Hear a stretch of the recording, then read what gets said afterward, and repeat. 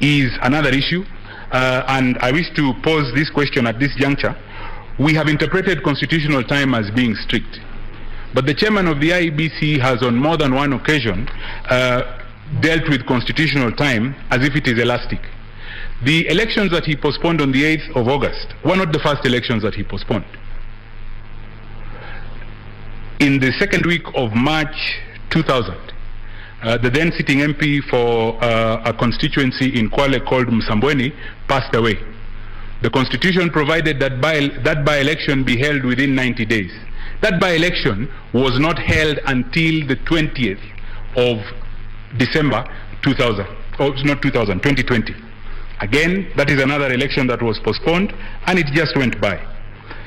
The manner in which the commission conducted itself, or the chairman conducted himself, around the commission dealing with these very petitions is also instructive in the manner in which the chairman had, assumed certain roles and capacities to himself. I wish to refer to the affidavit of Juliana Cherere,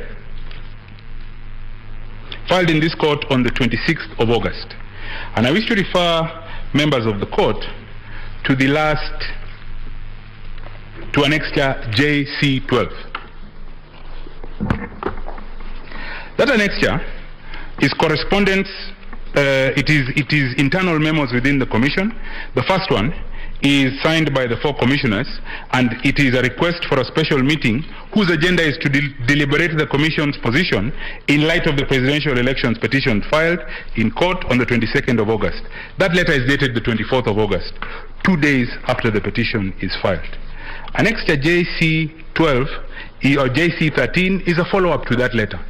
There is no response, or there is no response by the chairman to the initial memo, and there is a follow-up now asking for a meeting on Friday the 26th at 9 a.m. at the commission's offices to discuss that purpose.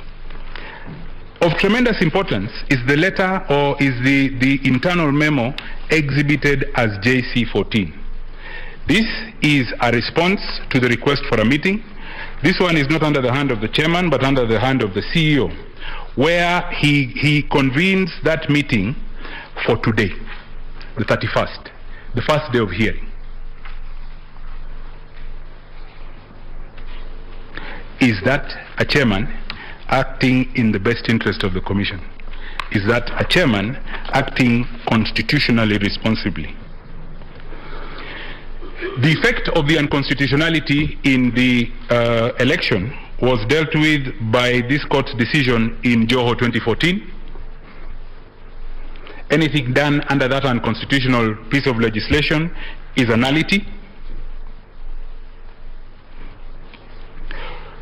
In the brief time that I have left to answer the ground number 7, it is impossible to tell whether the returned candidate garnered 50% plus 1, because the process by which that finding would have been made did not take place constitutionally.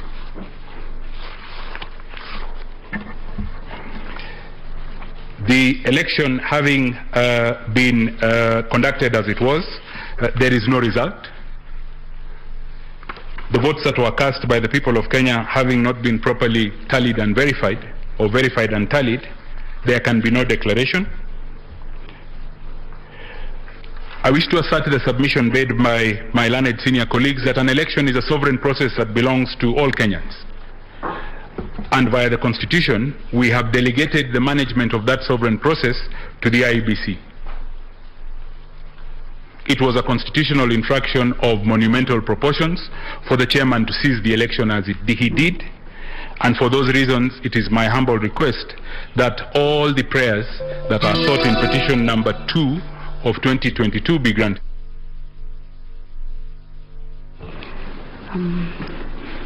Thank you, Counsel. Next.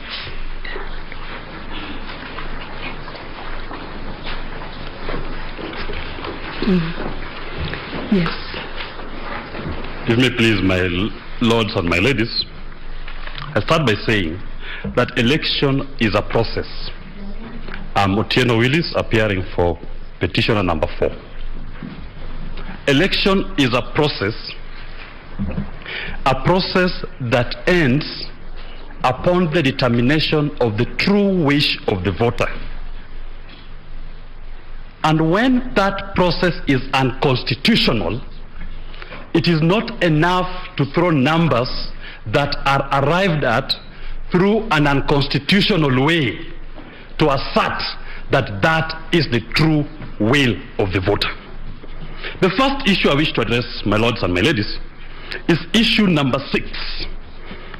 And issue number 6, core to it, is Article 138(3)(c) of the Constitution, which vests upon the IEBC the duty to tally and verify results from all polling stations and to declare the result. I want the court to take note of the last part of Article 138(3)(c).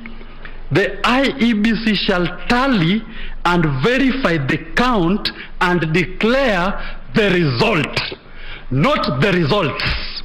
Results is the numbers. Result, without an S, is the outcome. And I want the court to notice that 138(3)(c) is a responsibility on the commission, not on the chairman. So the first declaration of the results of the verified and the tallied counts is made by IEBC as a commission. Then the chairperson, again, the word of the Constitution used is the chairperson in Article 138(10) shall now proceed to formally declare the results and issue the certificate. My lord and my ladies, Article 138(3) sets out a 4-tier process. Tier 1 is the polling station. Tier 2 is the constituency. Tier 3 is the National Tallying Center, in brackets IEBC Commission. And Tier 4 is the chairperson. Tier 2 cannot function without Tier 1. A constituency cannot function if polling fails at the polling station. A returning officer cannot go to a polling station and make a declaration of the results of that polling station. It's not his function. The IEBC as a commission cannot go to a constituency and fill Form 34B for a particular constituency. If they do so, they failed it. Similarly, the chairperson cannot move from Tier 4 and go to Tier 3 and purport to verify and tally the votes, the counts, and make a declaration. Each tier must perform its function. It is now tried that under Article 81, elections must be conducted by an independent body. The presidential elections whose results we are disputing were conducted by an independent individual, not a body.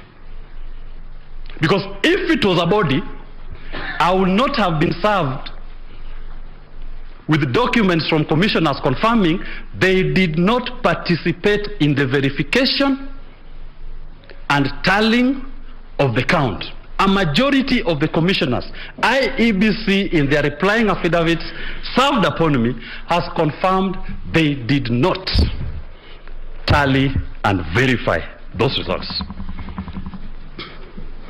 My lords and my ladies, I wish to state, Chapter 15 of our Constitution establishes constitutional commissions and independent offices. Where the Constitution desired a function to be performed by an individual, it established an independent office. The Office of Auditor General, the Office of Controller of Budget. But where it desired a function to be performed by a commission, it established an independent commission.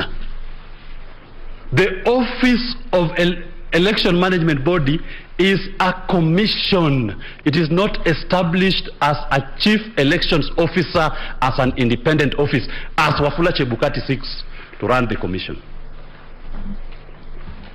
My lords, if the people of Kenya desired to have an individual, they would have simply reverted back to 1988 when we had a supervisor of elections. I will not go back into what has been submitted, but only to add on that point that where a commission has been properly constituted and the number is set as an odd number, the Constitution and the law presupposes there may be dissent, and the oddity of the number is to make sure that ultimately a decision will be arrived at. In this particular case, the oddity of the numbers led to a decision of the commission, and a majority of those commissioners have told us in their affidavits that they did not carry out a tally and verification of the results. Tier 3 failed. Confirmed. Let us go to the state of mind of Mr. Wafula Chebukati on the 15th when he was conducting this function, just to confirm to you that he did it himself. In page 12 of volume 1 of my documents is a statement dated 17th of August by Wafula Chebukati, in which he says that it was his sole responsibility and that the commissioners had no role in that process. That was his state of mind. But the same person, when he comes to court in his replying affidavit at paragraph 75, 76, 84, 85, he turns around and says the commission in a collegiate manner arrived at a decision. Why is he lying? If on the 17th he has told us it was his sole responsibility. When he comes to court now, he says the verification was done by everybody. And it's important that I point out in the replying affidavit by William Ruto at paragraph 16 and 17, he also says that it is the sole responsibility of the chairperson to verify and to tally the results. That was their state of mind. But we are submitting it is not the law. The law is everybody must conduct it. These issues which we are raising were canvassed in the Maina Kiai case. Hele Khalifa, the petitioner number 1 in this petition, was a petitioner there. And the court said the IEBC, as opposed to its chairperson, upon receipt of prescribed forms containing tabulated results for the election of president, electronically transmitted to it from the near 40,000 polling stations, is required to tally and verify the results received. That was the law in Maina Kiai. And they go further to say the architecture of our laws is that the power to tally and verify cannot be vested in an individual. Supreme Court Raila Odinga 2017, the court said in paragraph 292, the failure by the first respondent to verify the results in consultation with the second respondent, IEBC and the chairman, failing to act together in concert, meant that it went against Article 138(3)(c). That was binding. To drive this point home, my lords and my ladies, taking into account those two decisions, the number of IEBC commissioners are 7 plus the chairperson. The number of Supreme Court judges are 7 plus the Chief Justice. If, as been... Counsel, yes. Do I understand you to be comparing the Supreme Court, its architecture, and the IEBC? No. I wanted to give an example. Be careful. Okay, I'll try to be very careful. I'll try to be very careful and not extreme. I just use the number of 7. That in terms of 7, the Supreme Court sits as a full bench when constituted. And the rules on arriving at a decision is by majority. And there have been even instances when the Chief Justice of this court has been on a minority. And we never saw a Chief Justice walking out there saying, my minority decision is the decision of the Supreme Court of Kenya. In the instance petition, We have the chairman and Gulie and Mr. Bolu walking out saying, our minority decision is the decision of the IEBC. How absurd can it be? And to buttress that point, Mr. Nyamodi has clarified what roles were given to the commissioners as opposed to telling. The roles given, for example, to judges are known to adjudicate over matters. If it were to happen, and I know it can never happen, that the Chief Justice assigns judges, some to go and receive advocates, some to go and receive VIPs, some to go and receive the media, then the Chief Justice remains with only 2 other judges, and they make a decision and tell the people of Kenya, this is the decision of the Supreme Court of Kenya. How absurd will it be? That is what transpired in this particular case. Commissioners were relegated outside their core functions, and the function performed by an individual, what I call a minority of the IEBC. That was never the intention of the law. On the technological aspect, as I move to summarize, I want to refer, my lords and my ladies, that's issue number 1, on the qualitative tests of the technology. IEBC, under the Elections General Technology Regulations, conducted an independent audit of the biometric voter register. This is what your auditors said. At page 32, volume 1 of my bundle of documents, the KPMG report found that 481,711 persons were not qualified to be on the register, but they were on the register. Duplicates. One person has several entries. If this number was below the margin of victory, it will be insignificant. The start of an election process is the voter register. It must be a very clean document. In this case, they started the race with a register by their own audit as at the 16th of June. The register that was gazetted on the 20th of June, that register had 481,711 persons who were not supposed to be there. Duplicates, several entries. The margin of victory by which William Ruto passes 50% plus 1 is less than 70,000 within this margin. The margin of victory by which is declared more than Raila Odinga, 200,000, again less than this. So the universe of the elections was already compromised ab initio, and the number by which it is compromised could affect and did affect the results. To use my Supreme Court example, I will say, if all the judges were biometrically registered, we know there are 7 judges, but we go a biometrics audit, we find there are 9 voters in that register. Would we say that that register is authentic? If they were to vote on an issue, and then the return is 4-3, and yet the register had 9 people, would we say that only those who are legitimately qualified to vote participated? I will say not. In page 36 of my volume 1, the audit report finds that 638,814 entries were noted to be null IDs. You have registered voters on the register who don't have ID numbers. Null. That is the quality of your election document.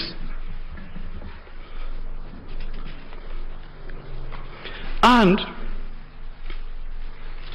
at page 37, the auditors find that there are generic users who cannot be attached to anyone, generic users of the biometric voter register system who cannot be attributed to anyone. But more importantly, the auditors found that there were 14 non-returning officers, users, accounts that had been granted voter access privileges on the identity data management system.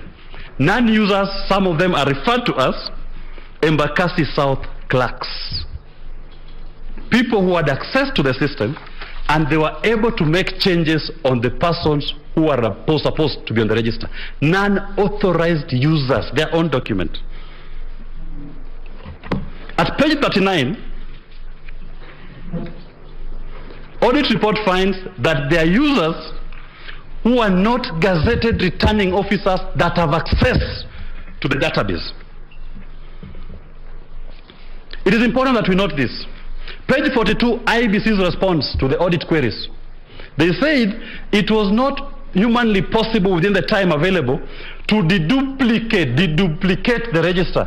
That is, to remove those erroneous entries. So they are confirming they went into an election in which the register was compromised, and the number by which it is compromised could and did affect the results. They also purport to say that they cleaned the unauthorized users. At the time when they are doing it, your system has been compromised. There is nothing left to say. You are now running on autopilot, as the KPMG audit report says. The horse has bolted. The stable is broken.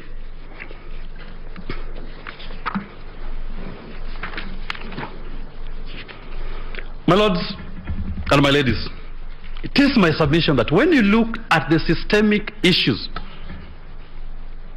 arising and affecting the integrity of this election, should we even pay attention to the numbers which we are now being fronted? If the system was compromised from the beginning, the universe of the elections had been compromised from the beginning, that whatever numbers will come out of that universe of the elections, the voter register, does not matter. And I do believe even the third respondent, if he was the one filing this petition, would raise the same issues that I am raising today. What should we do in regard in terms of my reliefs? I urge my lords and my ladies, the problems of IEBC, and specifically the second respondent, are systemic, as I've said. The court should consider the conduct of this second respondent, Wafula Chebukati, and Professor Gulie and Mr. Molu. The common constant, they are the only commissioners who were in the 2017 general elections. They are the only commissioners who procured the elections technology. And they are the only commissioners again today who are dissenting. They are the minority commissioners who are trying to countermand a decision of the commission. Appropriate sanctions need to arise. In light of the disobedience of the court orders in Maina Kiai, the court was very emphatic on what is the role of IEBC and what is the role of the chairperson. Very clear. When he unilaterally ignores that court order, I urge this court to take that into account when making appropriate sanctions. When the same person in 2017 again refused to accede to the orders of this honorable court in petition 1 of 2017, this court should take that into account. We can't be coming back to you every election with the same problem involving the same person. It is time that Mr. Chebukati is shown that the will of the people of Kenya is supreme, and he must work within the constitution and decisions by this court. That's why we are calling for criminal sanctions and appropriate reports to the DPP. Why should the people suffer constant anxiety around elections that are being bungled when the courts have sounded themselves hoarse and loud on what is your role, what are you supposed to do, what technology to deploy, how to protect that technology, and he's not doing it? If you look at, we've attached the PSC report, Public Accounts Committee reports, again, finds an indictment of the same person sitting in meetings where he's conflicted. Look at the KPMG report. The auditors are saying they are being given even the information requested so late in the day, on the 16th of June, for a register to be gazetted on the 20th of June. This was a deliberate attempt to make sure that the election is compromised. Section 6 of the Elections Act required the register to be opened for inspection 90 days before the date, the notice of a general election. The notice came out on the 20th of January. The register ought to have been open 90 days before the 20th of January for inspection. He didn't do it. He gave the auditors the report so late. But they still pointed out that your register has a problem, and he took no remedial action. He proceeded to conduct the elections in the way that he desired. What he ended up doing is what my grandmother, Sophia Magambo, calls Nairobi Karafu. Pata potea. Nairobi Karafu to me, at the National Tallying Center, it is, and we've advertised on our feed of it, the national chairperson of the commission called both Raila Odinga and William Ruto. The whole day nobody knew who the winner was. Even the commissioners didn't know the results because tallying had stopped. I refer to the affidavit of the 11th respondents. They have confirmed even them, they were concerned. Why has the open display stopped? Why are you not announcing the results per constituency as you are doing before? That is what I'm saying my grandmother calls Nairobi Karafu. And my niece Mimi calls Piki Piki Ponki Pakamielo Disco. Because he called both of them. He called both of them. And he was the only person who knew who the disco would land on. It could have been either of them. It could have been William Ruto, it could have been Raila Odinga. It fell on William Ruto and he says, voila, you are the president. Is that how we intend to choose our national executive? We've reduced it to Mimi's childhood game of Piki Piki Ponki Pakamielo. Council again. Yes, my lord. I did give you brotherly advice. Be careful. That language appears to be alien to this court. I'll be guided, my lord, I'll be guided. But the main point, so that we don't lose the crux of the point, is that the lack of transparency in the tallying and verification of the results, contrary to Article 10 of our Constitution, completely eroded public confidence in our Constitution. It completely left a very core exercise of a sovereign donation by the people to the whims of an individual not subject to any control. And that, my lords and my ladies, should not miss the attention of this court.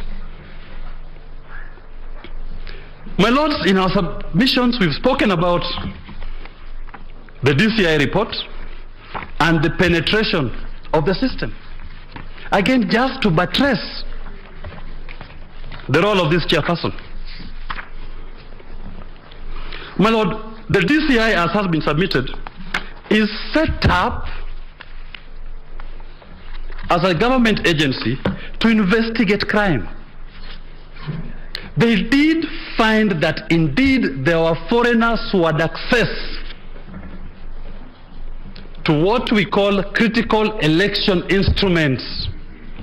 And their forensic report has established the presence of those persons. In other words, in layman's language, the DCI report has corroborated what the KPMG report has found and authorized users and access to critical elections technology. Should we ignore that and say just look at the numbers, forget about the process? I humbly submit that we cannot now even focus on the numbers. We should not even, because the process through which those numbers are being arrived at has been compromised. So that anybody inviting you even to look at the number is inviting you down an alley, a process in which the wish of the people has been convoluted. My learned senior John Mohammed, representing a poor voter, did say that voter just wants to see, just wants to know, how was my vote converted into account? and the result of the elections. If the infrastructure and the process set up for that poor voter does not guarantee integrity, then, my lords and my ladies, it is my humble submission that the number that an individual ultimately comes out with at the end does not matter. If that number comes out in a manner that infringes the Constitution, you've come up with your number in a manner that violates specific provisions of the Constitution, then that number does not matter. The Constitution has to be upheld. Because the Constitution is what established the framework through which we will start generating that number. You ignore the Constitution, then it doesn't matter. We've not organized ourselves as a sovereign on how to arrive at the number. My lords, as I move to conclude, I think it is very important that I buttress this point on the meaning of Article 138(3)(c), because I see I still have 4 more minutes and I will not wish to donate them at the moment, and Article 138(10). The IEBC shall tally and verify the count and declare the result. That's the first step. And I've been inviting the Honorable Court. There are numerous decisions from these courts on what a result is, outcome. So the first declaration to take ownership of the elections is done by the IEBC once they've verified and tallied the count. And some of the tools of verification, number one are the KIMS kits, because the KIMS kits were meant to send you voter turnout per polling station. So part of how you verify, you ask yourself, this particular polling station, as per the KIMS kits, how many voters logged in? Thank you. How many voters logged in and voted in that polling station? Once you establish that, you check on the Form 34As how many registered voters are entered to have voted in that station. If the numbers are different, then you ask for Form 32A, assuming some were identified manually. Those are the steps of verification. But if the numbers in your KIMS kits are less than the numbers of the votes returned and are not supported by any Forms 32As, then that's a polling station to be flagged. It means the verification has not returned or cleared that polling station. That is what the IEBC does. Verification is not, as they're trying to attempt to tell us, is about looking at the UV mark, looking at the serial number. Those are just part of verification. But the verification, number one, is to identify that indeed the true universe came out and voted. And that is very important. Once the commission satisfies itself, we go to Article 138(10), in which Article 138(10), the chairman now walks out of the commission meeting together with all his commissioners, if necessary, and proceeds to now declare the result. Because remember what I said, the first declaration was done by the IEBC when they concluded their verification and tallying.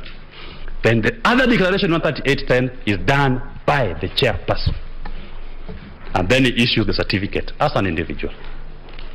So that to assume that the chairperson on his own can conduct, or that the staff of the commission are the ones to do the tallying and verification, that is erroneous. It is the commission that does it. The staff of the commission are spread everywhere. They report to the commissioners who constitute the commission. And the commissioners take control of that process. And finally, my lords and my ladies, it is not the first time we are holding elections in this country. To say that Mr. Chebukati didn't know what the law was. He knew. These provisions have been applied in 2013, they were applied in 2017 1 and 2017 2, and the commission functioned as a commission to conduct those elections. Why should we now move away? My lords, finally, in this election, we submit the people had their say, but the machines, technology, had its way. Please correct it. Thank you very much.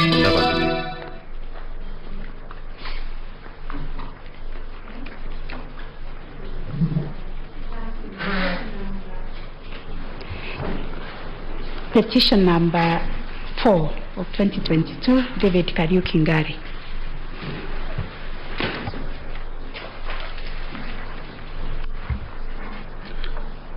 My lady, this is petitioner number 5 in the consolidated petition. My name is Metuga. I will deal with issue number 6 as framed by the court. My colleague, Mr. Njiru Ndewa, will deal with issue number 8.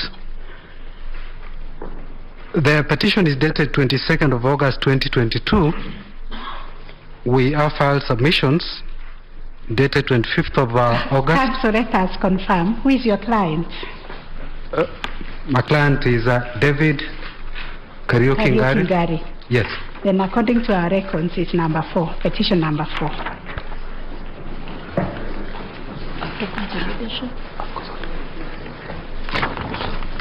I do apologize, my lord. It would appear I printed some ruling that reflected him as petitioner number 5 okay. Maybe in the consolidated petition. After the consolidation, yes. The party is the same, no problem. Very well, my lady. We have filed petitioner submissions dated 25th of August 2022. They are supplementary submissions dated 28th of August 2022. Sorry, you said that you'll address issue number? I will address issue number 6. And Mr. Ndewa will address issue number 8. Correct, thank you. My lord, we have filed submissions dated 25th of August 2022. We have supplementary submissions dated 28th of August 2022. My lord, there is a quote attributed to the American statesman Harry Truman that the president, whoever he is, has to decide.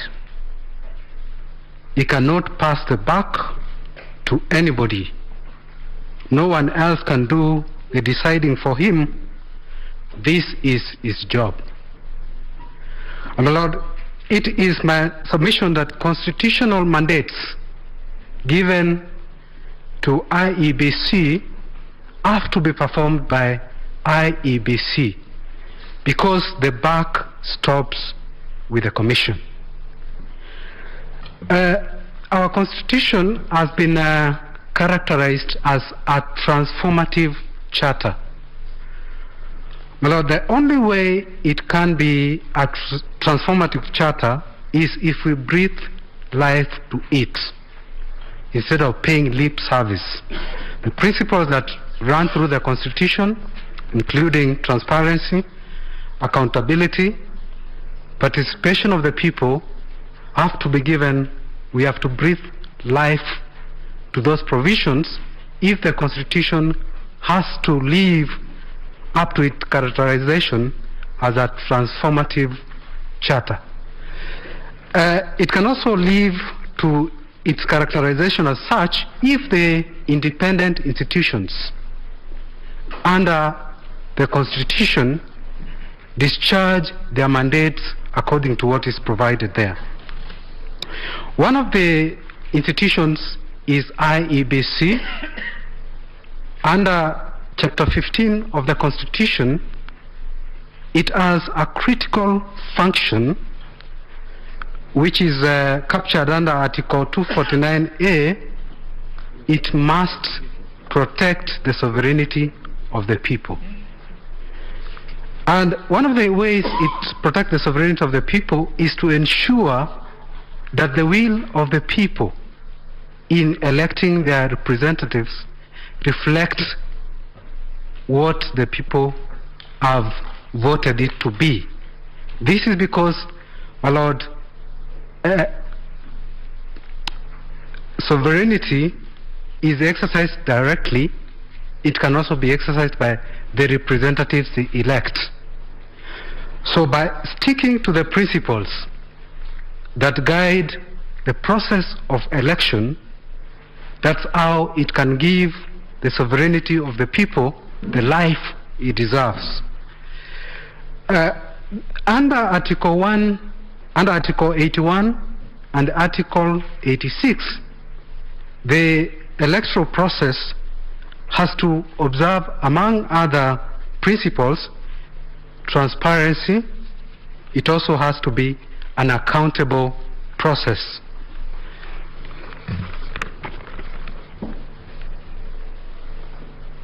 My Lords, the Commission is constituted under Article 88, and the national legislation that provides for the Commission is the Independent Electoral and Boundary Commission, that is Act number 9 of 2011. Under Section 5, a commission is established, and under Section 11 and 11A, it's categorical that the Secretariat works under the Commission.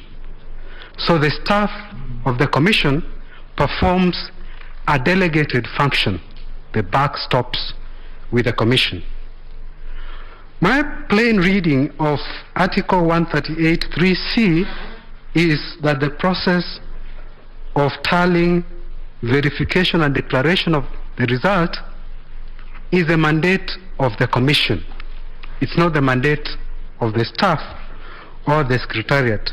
This is also reiterated under Section 39(1)(c), paragraph B, which also states categorically that the function of tallying and verification is supposed to be done by the Commission.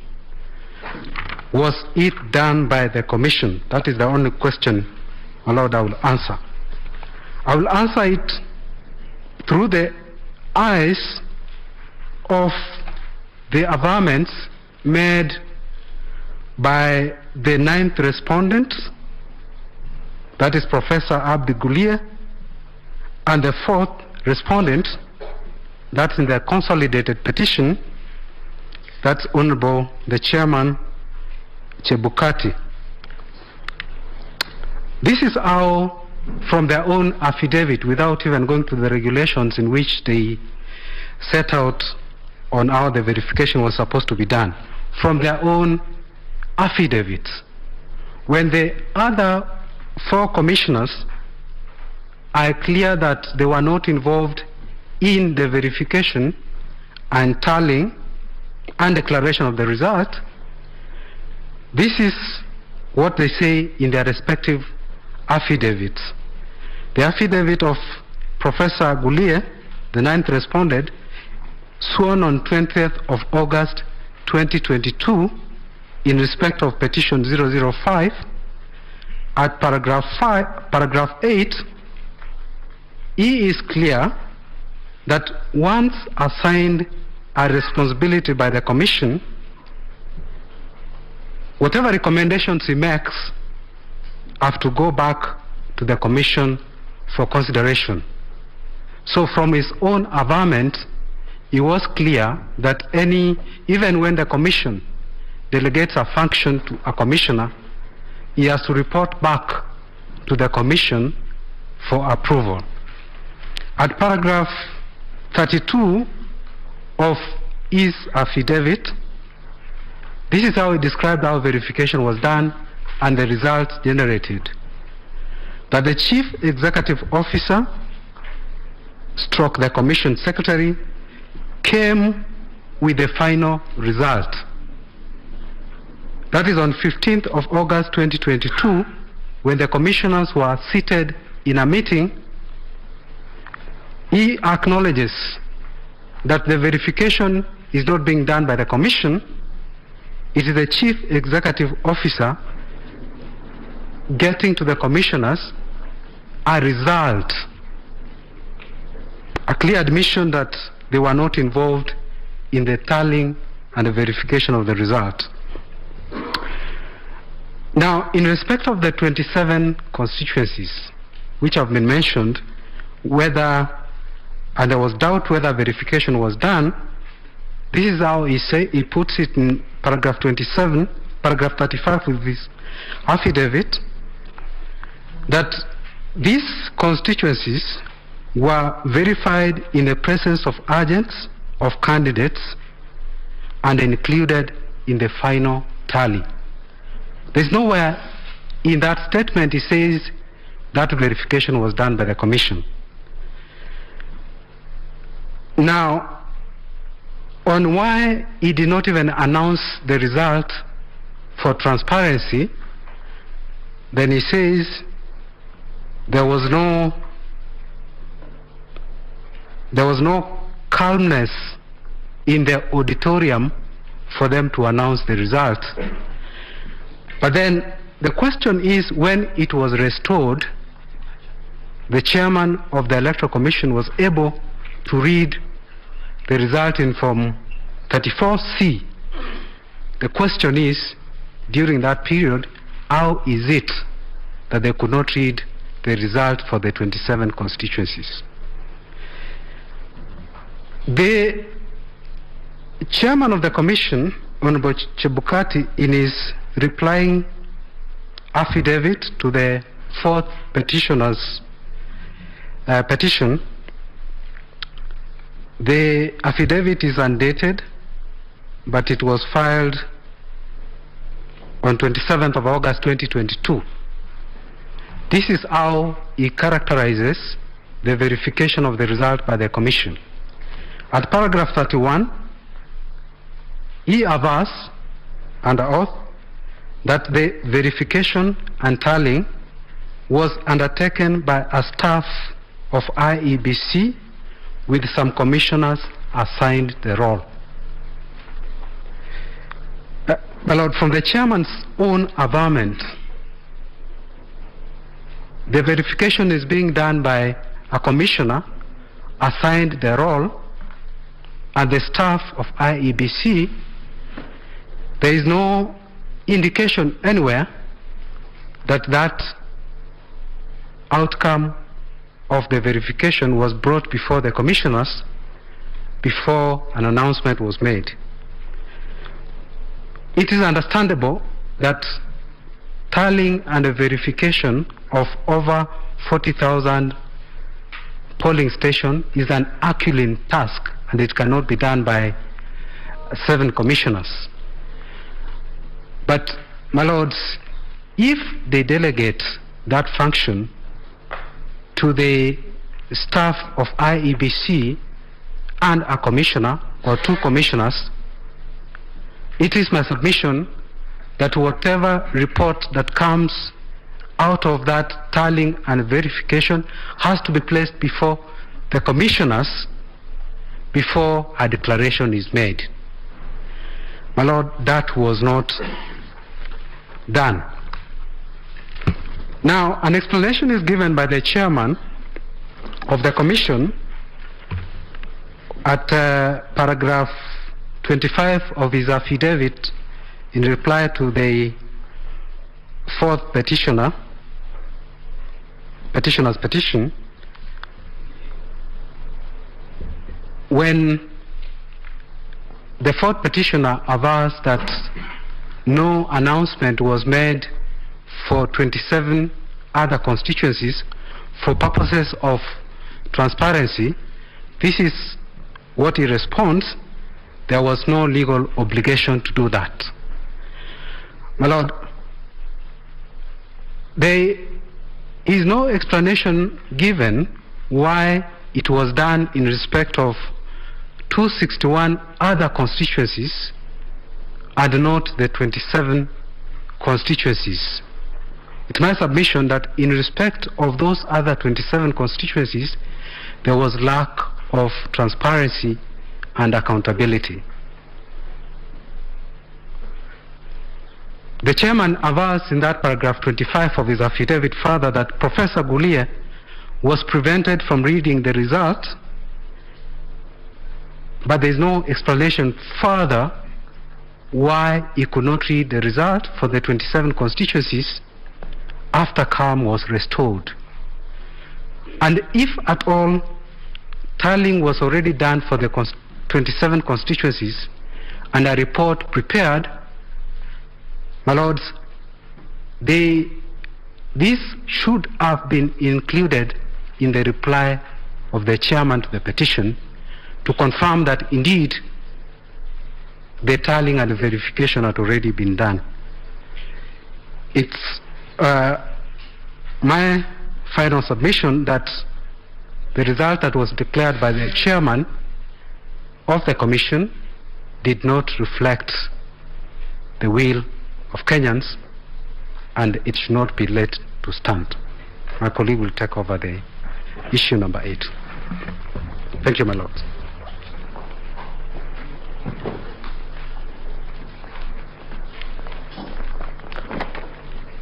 My ladies, my lords, permit me to, my name is Dego Njiro, permit me to address issue number 8 in respect to our petition. And while addressing that issue, my ladies, my lords, I'll be addressing, or I'll be seeking to answer the question whether or not the election that was conducted on 9th of August was a constitutional election. While I do that, my ladies, my lords, permit me to refer you to various affidavits, and I begin by referring to paragraph 52, paragraph 53, and paragraph 54 of our petition. I'll also refer to paragraph 51 of the Vice Chair's replying affidavit, that's the 5th respondent. I'll also refer to paragraph 25 of the Chairman's Chebukati's replying affidavit. I'll finally look at paragraph 19 of the second respondent's William Samoei Ruto's affidavit. Why are these paragraphs important to these proceedings, my ladies, my lords? And while addressing that question, I am going to refer to various provisions of the Constitution. I'll begin by referring to Article 88 of the Constitution. I'll seek reliance again on Article 89, Article 97, Article 138, Clause 2. I'll also seek reliance on Section 2 of the Election Act, and I'll also seek reliance on Section 83 of the Election Act. My ladies, my lords, if you look at the affidavits that I have mentioned, and most importantly, affidavit by the chairman of the commission, at paragraph 25, he defines and says that he conducted tallying of election results in 291 constituencies. Paragraph 19 of Honorable William Ruto's affidavit, again he says that elections were conducted in 291 constituencies. The fundamental questions, my ladies, my lords, is how many constituencies do we have in this republic? If you look at Article 138, Clause 2, the Constitution provides that elections shall take place in each and every constituency in this Kenya. And when you define constituency, my ladies, my lords, you look at the provision of Article 4 and Article 5. Article 5 of the Constitution, which defines the territory of the Republic of Kenya.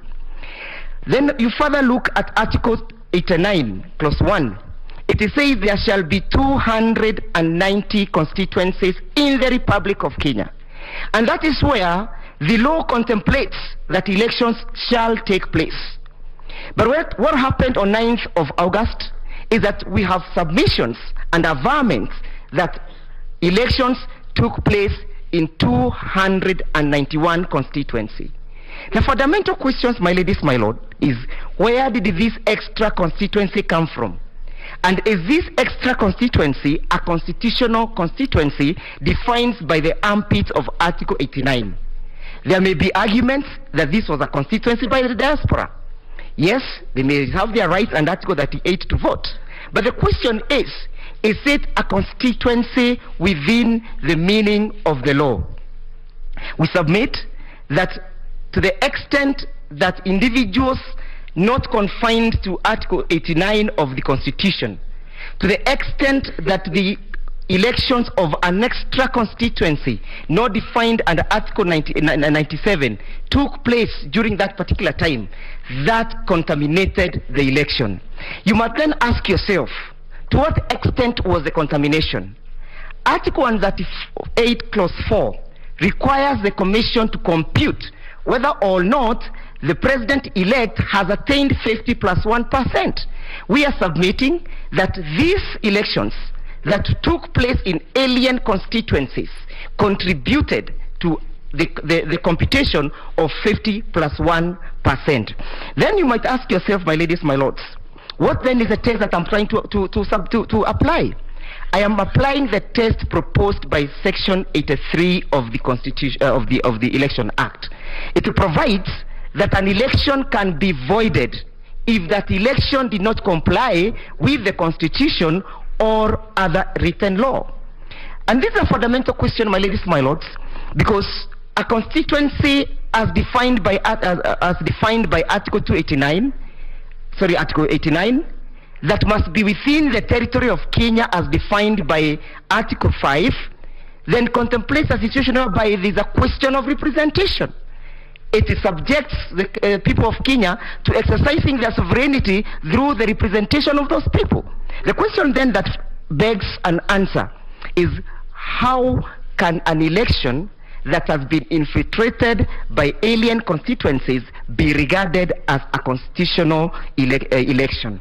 We submit thus that waives the fundamental requirement where IBC under Article 88 Clause 5 is required to conduct an election within the ambit of the Constitution. It is a mandate within the IBC, that the mandate is so fundamental that it cannot be waived, it cannot be fettered, it cannot even be relaxed. An individual cannot create a constituency. If it was in the interest of Kenyans, while promulgating this constitution and adopting this constitution and giving this constitution unto themselves to create an extra constituency, there was nothing that was as easy as saying as such. My ladies, my lords, permit me to address the question of the 27 constituencies. Again, it has been submitted by my learned friend that under paragraph 25 of the Chairman Chebukati's replying affidavit, he has glossed over that weighty issue. He does not consider that 27 constituencies, which makes about 10% of the Kenyan constituencies, which translates to about 1.9 elected voters, were not included in the final tally. And what does he do? He makes and he amends and carefully uses the words which to apply. In his replying affidavit, he technically avoids the use of the word declaration and he uses the word announcement. The word announcement is not akin, is not similar, and does not mean declaration. Why, my ladies, my lords?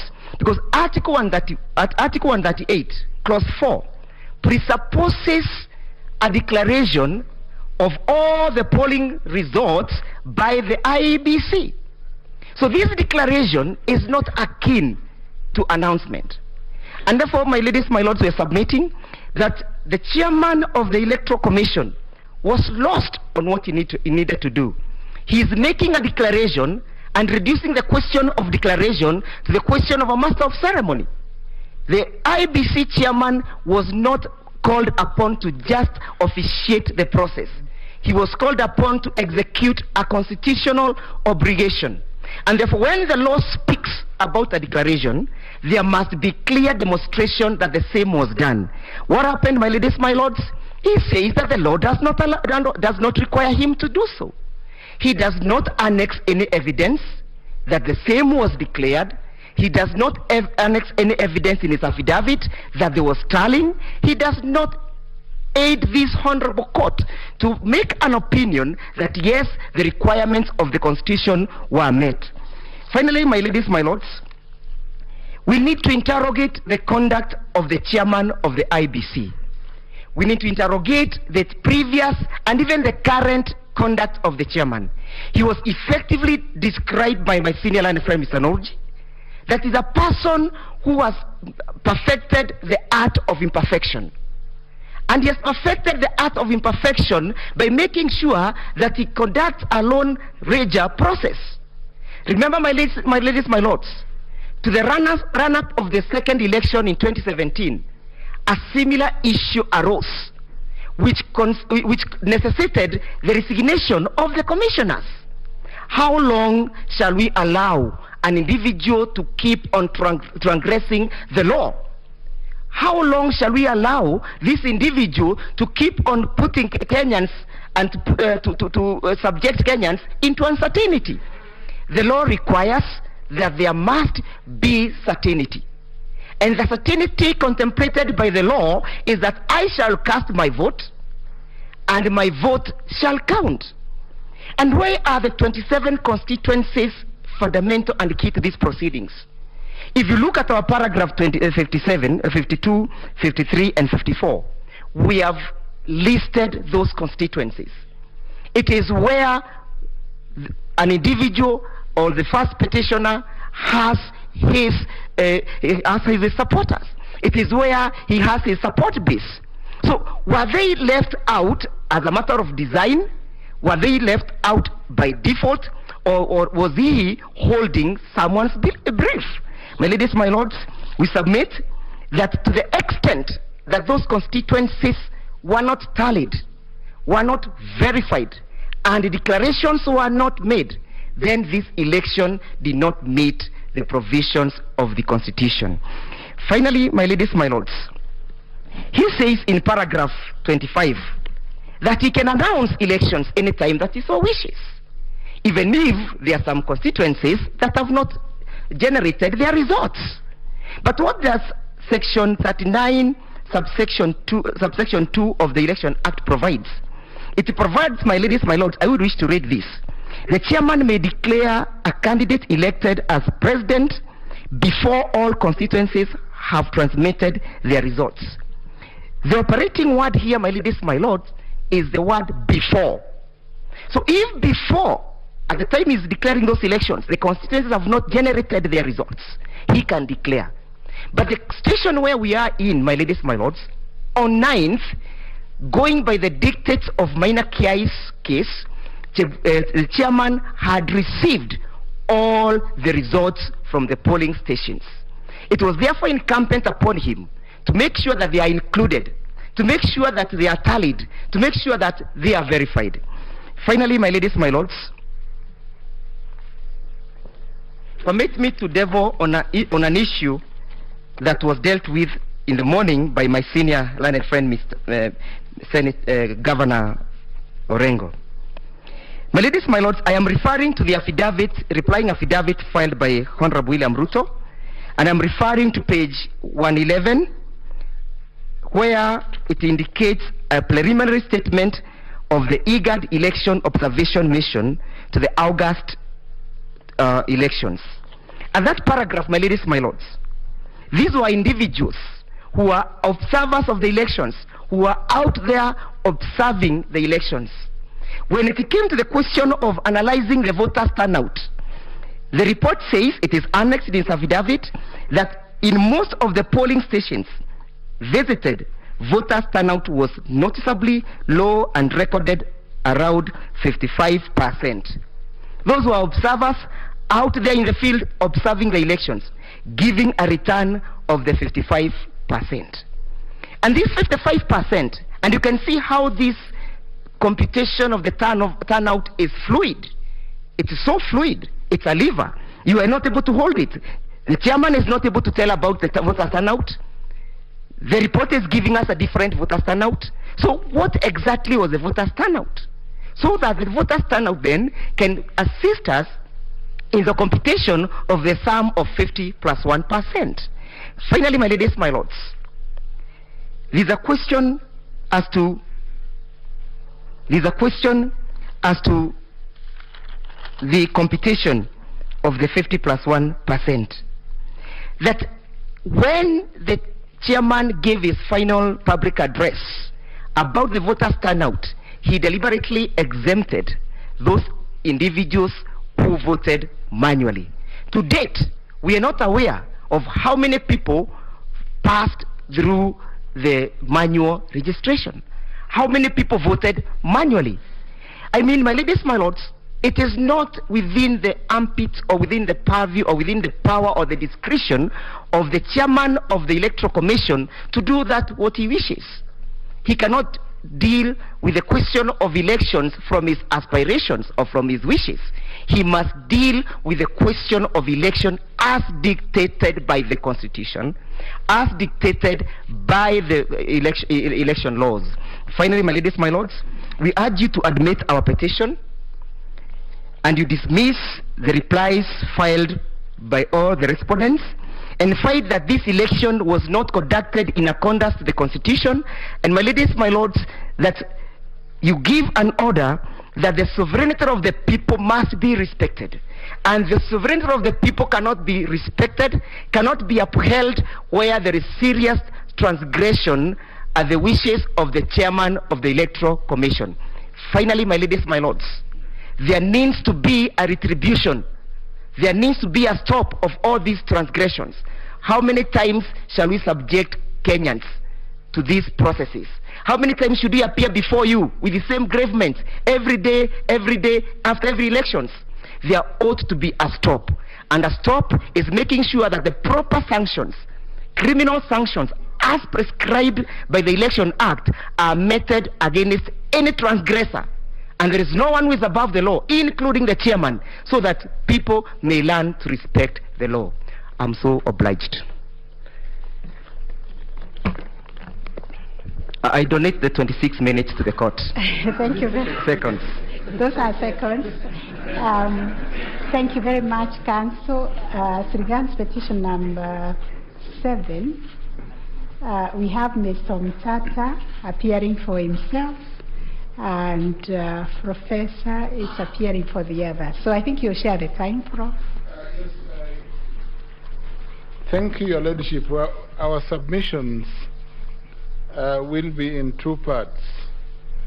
The first part will be qualitative, and I will address myself to the law and complement the submissions that have been made by learned friend, Senior Counsel James Orengo, learned friend, Senior Counsel Philip Mulgor and Feroz Noroji, on the questions of compliance with the law and on the unconstitutional nature and the non-compliant nature that the first respondent, Mr. Chebukati, employed in running the presidential election of 9th August 2022.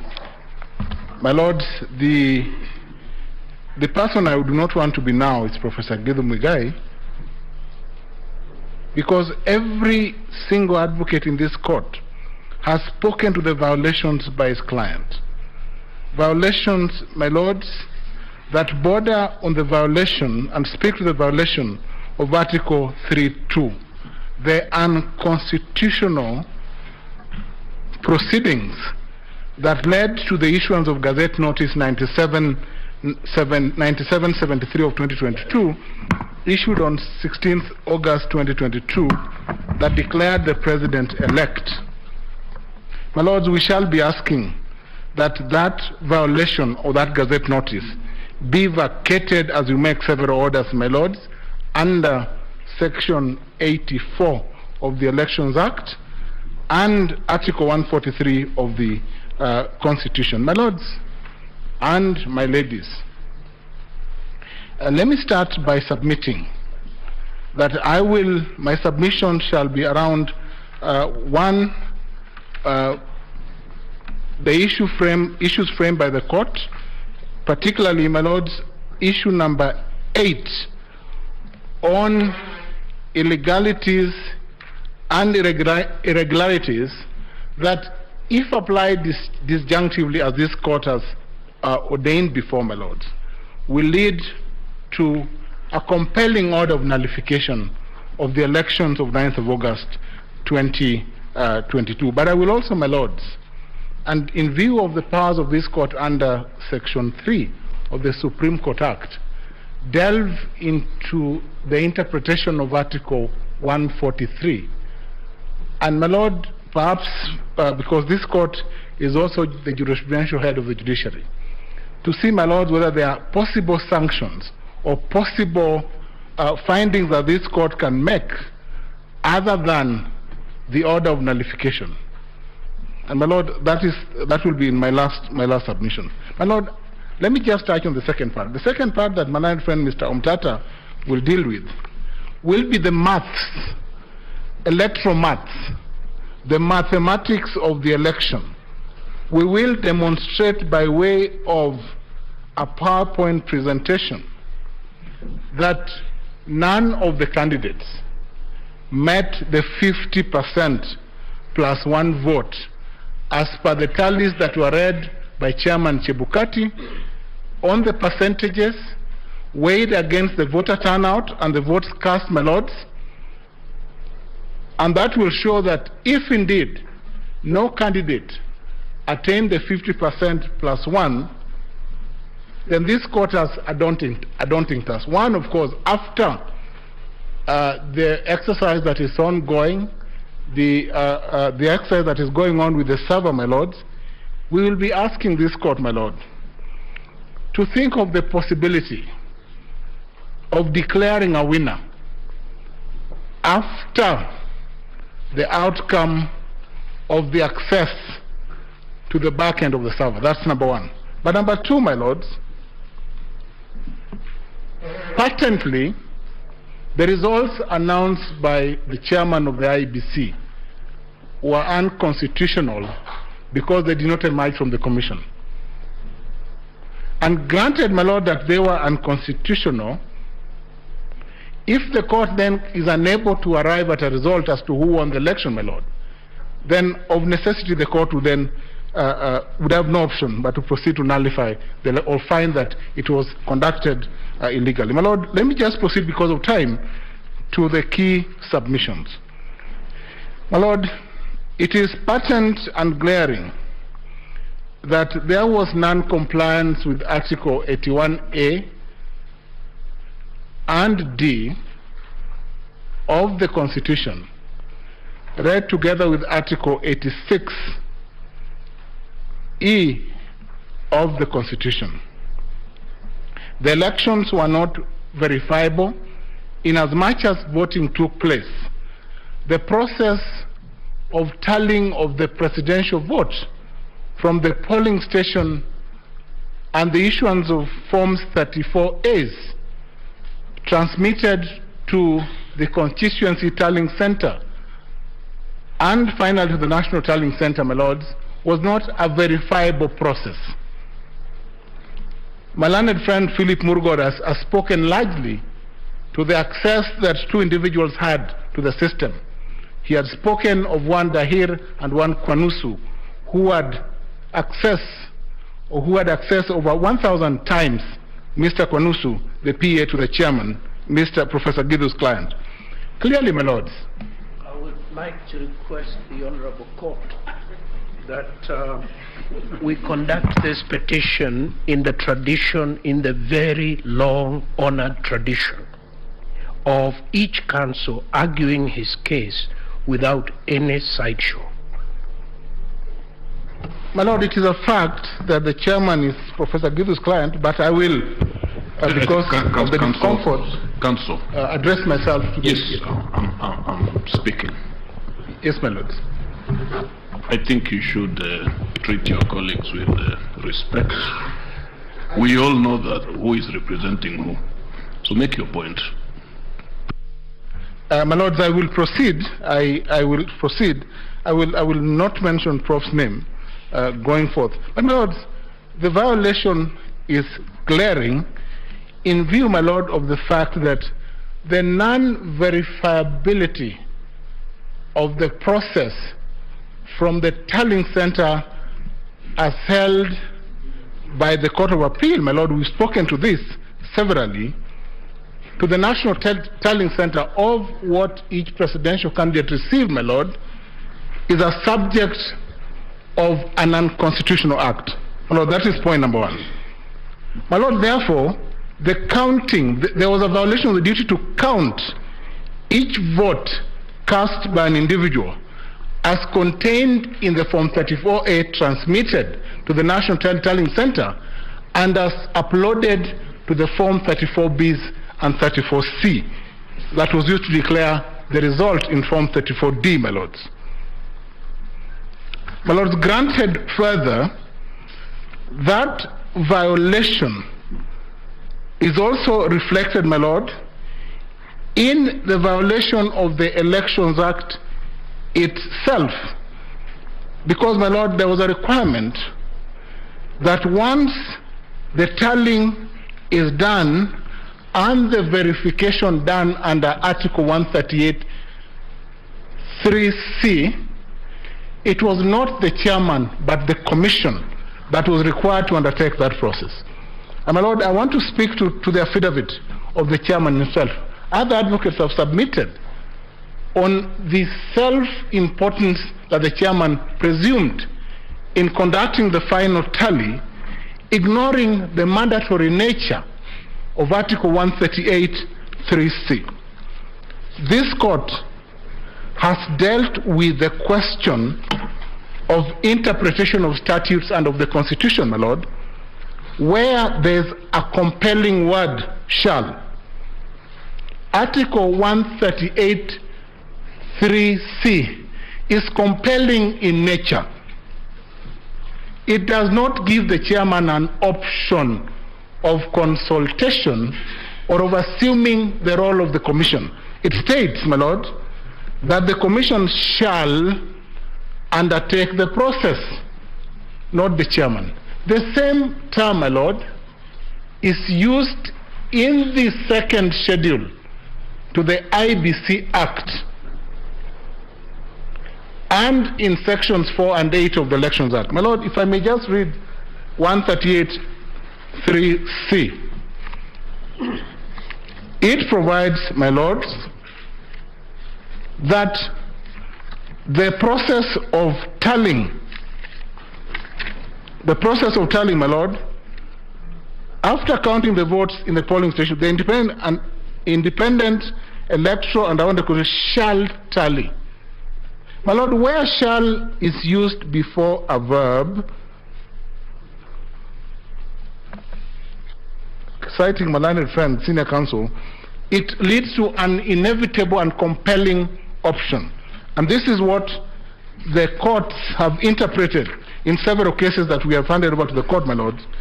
The cases in Kirain Investments and National Land Commission, this was the finding of the court, again citing the findings of the Court of Appeal on the same question. Wesley, Judge of Appeal, laying down the consequence of the use of the word shall as peremptory. So, my Lord, that of itself, any action reflected in the affidavit of Wafula Chebukati that denotes any action by himself in assigning other members work, my Lord, and in eventually purporting to act under 138(10) alone without consultation, invalidates the entire result that he purported to announce and invalidates the issuance of Form 34C and D, in which he purported to announce the results of the election. My Lord, ipso facto, the duty to transmit, tally, and collate was therefore violated. The regulations, my Lord, 39(1)(c) of the Elections Act required two tallies, the physical tally and the electronic tally that ought to have been transmitted. Non-compliance, my Lord, is evidenced in the affidavit filed by Cherere and by the 4 commissioners, my Lord, and an admission by the chairman himself that the tally was not compliant with section 39(1)(d) of the Elections Act. My Lord, going forth, The complementary nature of compliance reflected from sections 39 to section 44 uppercase A of the Elections Act, my lord, denotes non-compliance by the commission, but also an admission, my lord, that there was no commission the moment the commission was divided and was working in different forms. My lord, Article 3(2) of the Constitution provides that there shall be no government established other than through the Constitution, so that any violation that leads to an unlawful process, my lord, cannot stand. And this court has the duty under Section 3 and Article 140 to invalidate an offensive action that is unconstitutional. My lords, we submit that through the affidavits that admit the interference with the transmission system, the interference with verification, and the duty to declare the presidential election by the commission, the result gazetted in Gazette Notice issued by the chairman, being Gazette Notice 9773 of 2022, was unconstitutional and cannot stand and must be invalidated by this court. My lord, in view of time, we wish to submit that even aside finding that even the duty of the commission as created and enshrined, my lords, in Article 249 is governed and dictated by the principles under Article 10, my lords. And my lords, where public officers do not act in a manner donated by Article 10, then their actions must be vitiated by the court, and this is the forum where such actions must be vitiated. My lords, the law is clear. The maxim ex turpi causa non action, which has been developed over the years, my lord, by Lord Mansfield, initially in Holzman versus Johnson, later in Tinsley and Milligan, and now in Patel versus Mizra, speak to the fact that no circumstance can allow this action to stand. The opposing affidavits, my lord, the opposing affidavits filed by the 4 commissioners and the 3 that speak to the violation of paragraphs 5 and 7 of Schedule 2 can only lead this court compellably, my lord, to find that this is a matter that this court must handle in the manner that lex arbitri would dictate. My lord, the principle ex equo et bono used by international tribunals to settle questions. In the local framework, my lord, we refer to Solomonic wisdom in 1 Kings 14. The court should look at the opposing affidavits. The court should look at the misconduct of the chairman of the commission. The court will then compellably apply the dictates of fairness in this matter and find that the people of Kenya were violated by the conduct of an election outside the framework of the Constitution, through the violation of the process, through the violation of the outcome. And my lord, we want to demonstrate to the court, before I wind up, that mathematically, and this is where the law meets mathematics, no candidate attained the 50%. If the chairman read the results that he read and the percentages that he read out of the registered voters that cast their votes, my lord. My lords, the maxim amiable compositeur that I shall look at after my learned friend Mr. Omtata presents the results, my lord, will show you that this court has no option but to nullify this election. There's no option. There's no option. Mr. Omtata. Gather because you're all senators, you're political learning friends now? Yes, my Lord, Mr. Omtata is a serial litigator and a public interest, a public defender in this country. And I respect him for that role, my lords. And now a senator? And now he's a senator? Yes, a senator for Busia County. He replaced the Attorney General, who did not run for.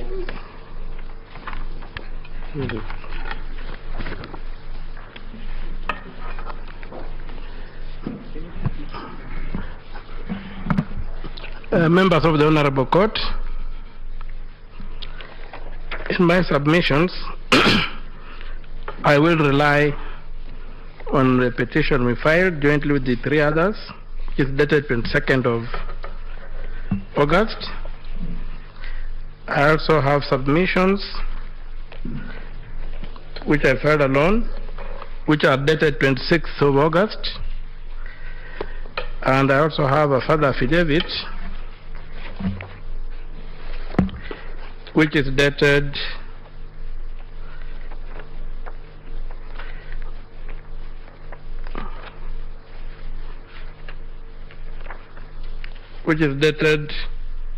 the 29th of August. My lords, before I remark on the mathematics, I just wanted to make a small observation as regards point number 1.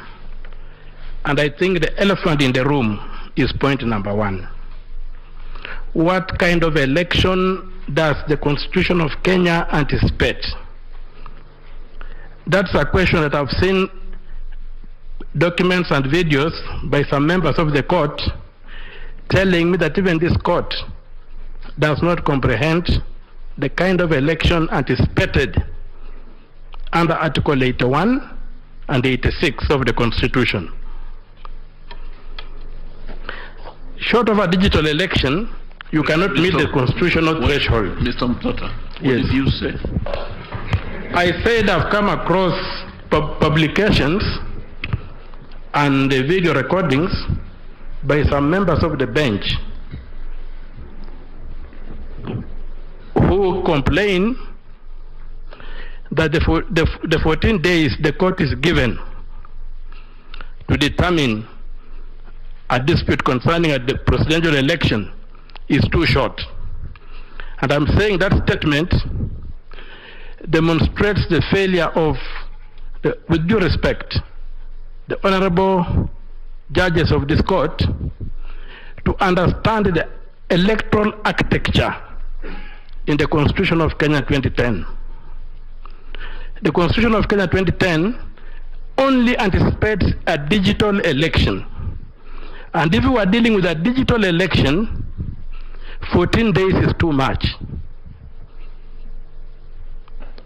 But if you are dealing with a paper election, a manual election, you need maybe 2 months. That's where I wanted to begin. And this election does not meet the threshold in the Constitution at all. The presidential election that I'm referring to, that's before this court. It's not simple. That's why you have got spoiled ballots. In a digital election, you don't have spoiled ballots or rejected ballots. And you don't even have the question of whether the spoiled or rejected ballots count. It's not verifiable. Right now, I cannot verify where the ballots I cast went. I don't know. The moment I dropped them in that box, I lost all contact with those ballots. There's no mechanism of verifying. A digital election would give me a serial number by which I could track my ballots. So I'm saying that if you look at the threshold in the Constitution, we must work towards a digital election and move away from these paper elections, which allow human interference without sometimes leaving footprints.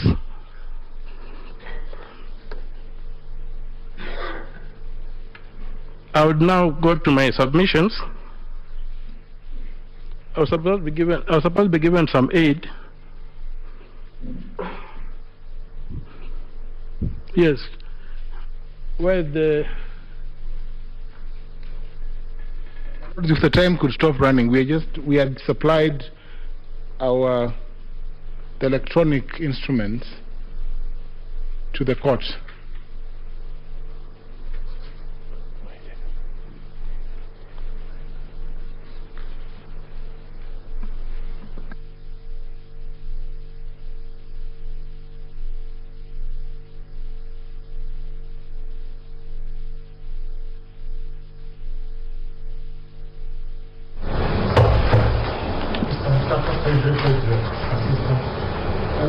You beg the assistant.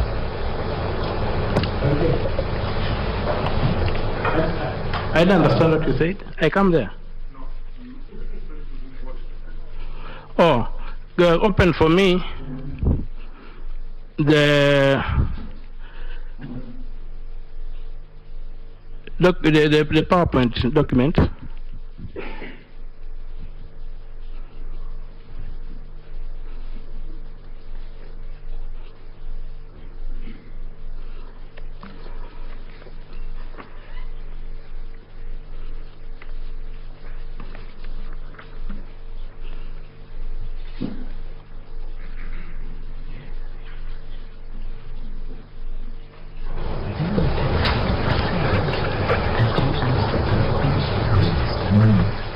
Go to the next slide.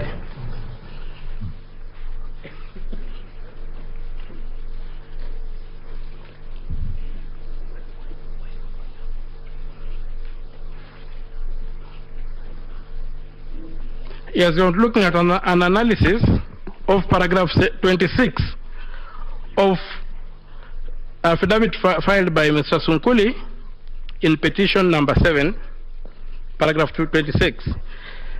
And you can see that he's giving us, he gives data of how the KIMS kits transmitted on 9th August at 17 hours at the close of polls. He gives that figure. On 9th August at 20:45 hours, about some 3 hours and 45 minutes, he gives his figure of 13 million.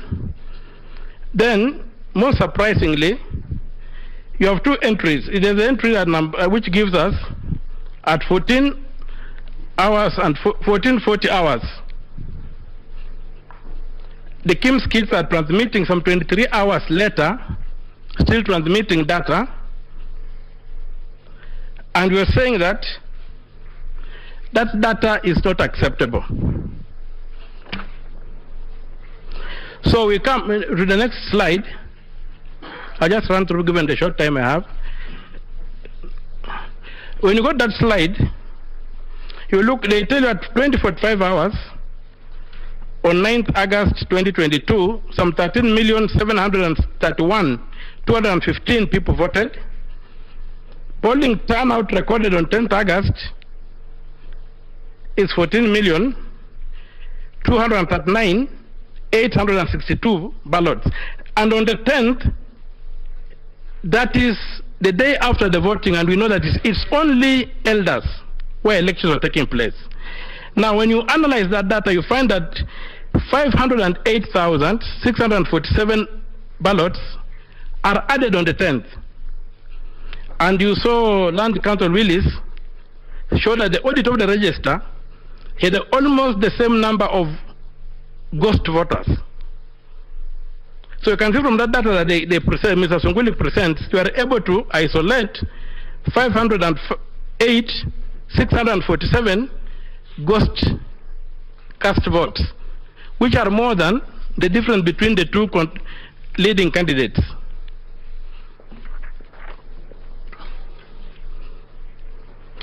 If you go to the next slide, and if you look at the ballots that are recorded to have recorded on the next day, you are talking of some 1,665,412 curiously cast votes. which are coming out after the close of voting, and that's after 3 hours after the close of voting. So if we take the total tally now, you find that the tally is close to is about 1.7 million votes.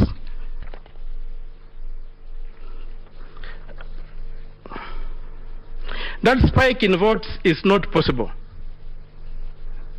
That spike in votes is part of the problems we're having, that fellows were having access, the KIMS kits that were still transmitting data from locations that are not clear. Because the KIMS kits that were in polling stations, the voting stopped on 9th. And giving an allowance of 3 hours or 4 hours for people who are still on the queue, you would understand by why a KIMS kit would still be transmitting 23 hours after the close of elections is something that is difficult to comprehend.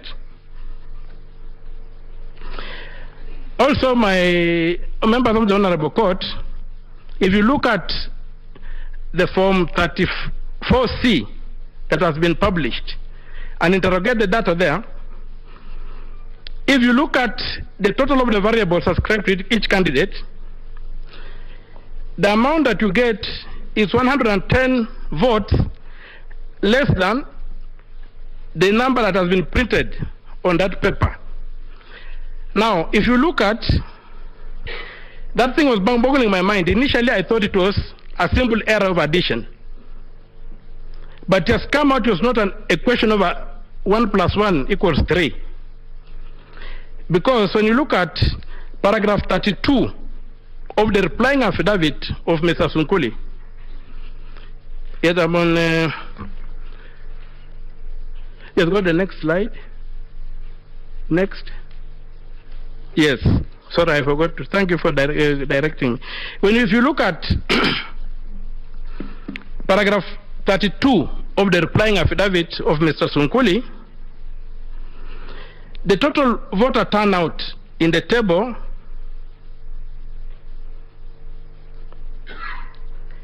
when you subtract from it, as given in the table, the number of rejected votes on Form 34, you get exactly that figure of 14,213,137, which in that replying affidavit they claim was an error of addition. But if you interrogate the raw data, you find that that figure is the valid figure. So the votes attributed to the candidates are fictitious. From paragraph 32 of Mr. Sunkuli's replying affidavit.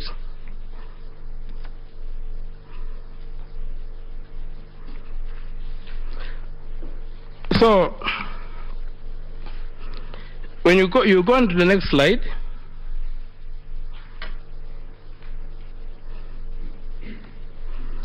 I've reproduced I've tried to factor in the figure that Mr. Sunkuli gives, and when you add them, you get the 14,213,137. Yet, when you add the figures attributed to the individual candidates on Form 34C, they come to 14,213,027. That is not an innocent mistake. It is a situation whereby somebody has left a trail, that they were working backwards from a certain figure which they had, and they were working backwards, and so they began to get that. And most important, I would also refer to the affidavit signed by the chairman, filed by the chairman in petition number 5. At paragraph 95 of his replying affidavit, sworn on 26 August 2022, the chairman presents the exact figure of 14,213,137 as the total valid votes cast for all the 4 candidates. So if that is the figure that's coming from the raw data, That's the figure that's carried in the affidavit. Then the values attributed to each one of the 4 candidates are fictitious and cannot count. And therefore that Form 34C is an invalid document.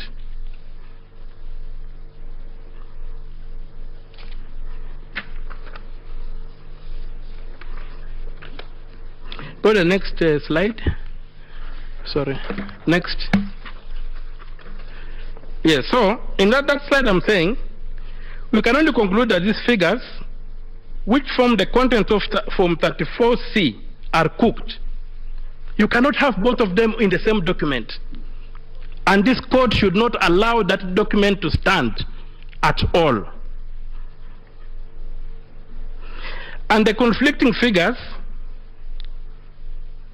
and those conflicting figures for valid votes cast of 14,213,137,000, and the other one is the one when you add the values of the individual candidates, the 4 candidates, you get 14,213,027, is evidence that the results were worked backwards to achieve a desired or predetermined outcome.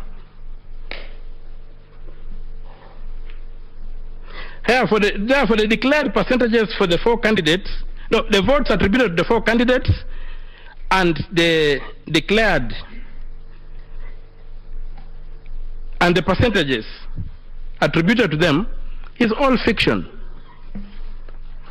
Now I go to address the question of whether you can achieve, if assuming that what in the totality of the announcements made by the chairman, any of the candidates realized 50% plus 1 vote. Just checking on the time. Yes. There's no display for the time, unfortunately.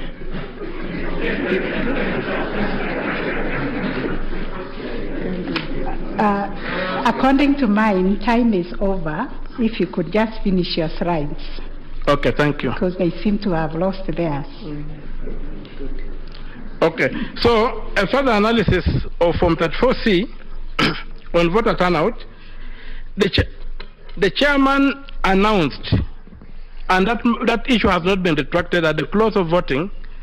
He was answering a particular question, and a journalist asked him, as matters stand now, what is the national voter turnout? And he said, oh, that one I can deal with it. And he said, as at the time he was announcing, it was 65.4%. And according to what the Kim's Kids had reported, and he expected that value to go up when all the Kim's Kids had reported and the manual had been included in it.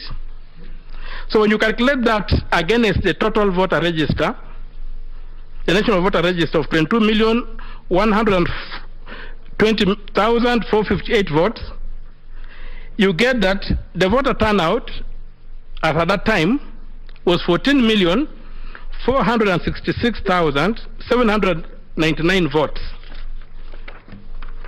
The next slide. So from Form 34, the tallies are ascribed in Form 34. You get, when you factor in the rejected votes, you get a total value of 14 million.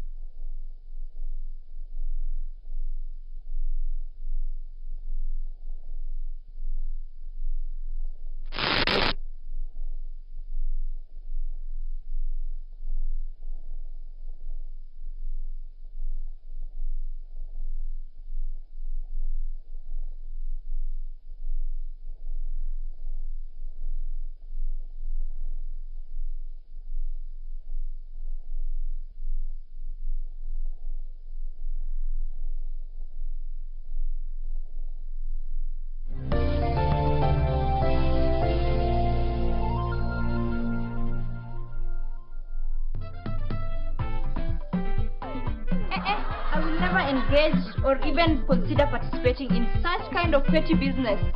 Petty business? Then why are you asking? Forget I even asked.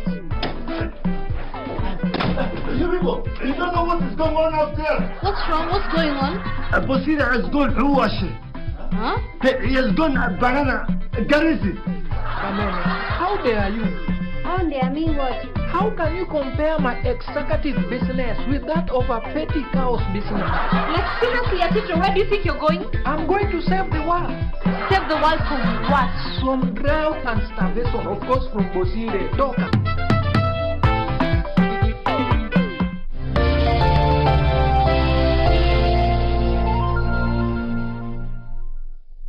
You kill voters and include new voters. So Raila gets 48.372118662. The next page, Wahiga would get 31,987, which would translate to 0.222856771%. Wajakoya at 61,969 becomes 0.4317447. And so now there are these other votes, the 140,000 votes, 140,138 votes. Since those votes were not, we don't know how the voters gave them to the candidates. We cannot randomly allocate them to any candidates. So they become the fifth variable here. Those ones amount to 0.976356086%. In the scenario, no candidate acquires 50% plus one vote that is required under Article 138 Clause 4, Paragraph A. And so, with those few remarks, I pray that the Honorable Court allows the petition and the other petitions, and then... My Lord, I had intended to make the prayers in lieu of the jurisprudential weight of the mundane questions that I would want this court to Sorry, Senior Counsel.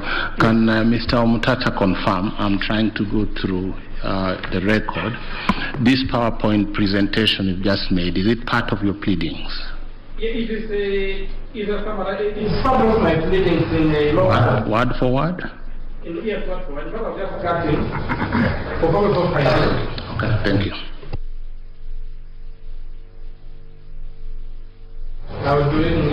Unless you are changing, that is not word for word. No. So if it's word for word, we don't need any other copy. But of the most important is the father affidavit. Because when I did the first one, I did the petition, I did not have the information that came from... I did not have the information that came from Mr. Sunguli's affidavit. So I would request the court to pay particular attention to the father affidavit. That's why I had the benefit to compute the figures with the figures that the commission supplied. That's all, my lord. Thank you. Compelling are the figures that finally mathematics finds its way into invalidating. So, General, you have no leave to address the court after time. Why don't you start from there? From where? From what time? Start from there.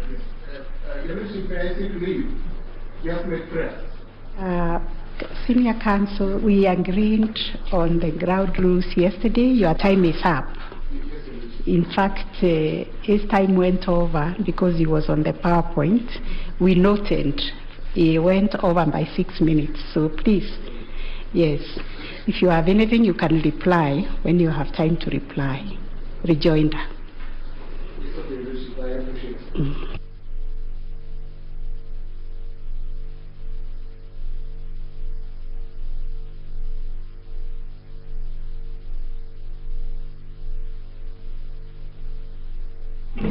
I will now invite counsel in petition number 6, Engineer Yokabi Chege and others.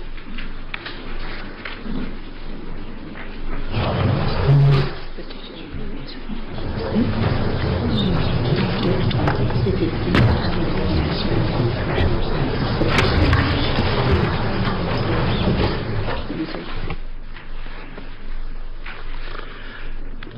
it please, Madam Chief Justice, Deputy Chief Justice, and other members of the court. My name is Kibe Mongai, appearing with Ms. Wairi Mukeru for Julia Nyokafishege and 3 others. First of all, let me say that I'm very happy to be responding last, and particularly to have had that very good presentation by my long-term friend, Mr. Okiya Omtata.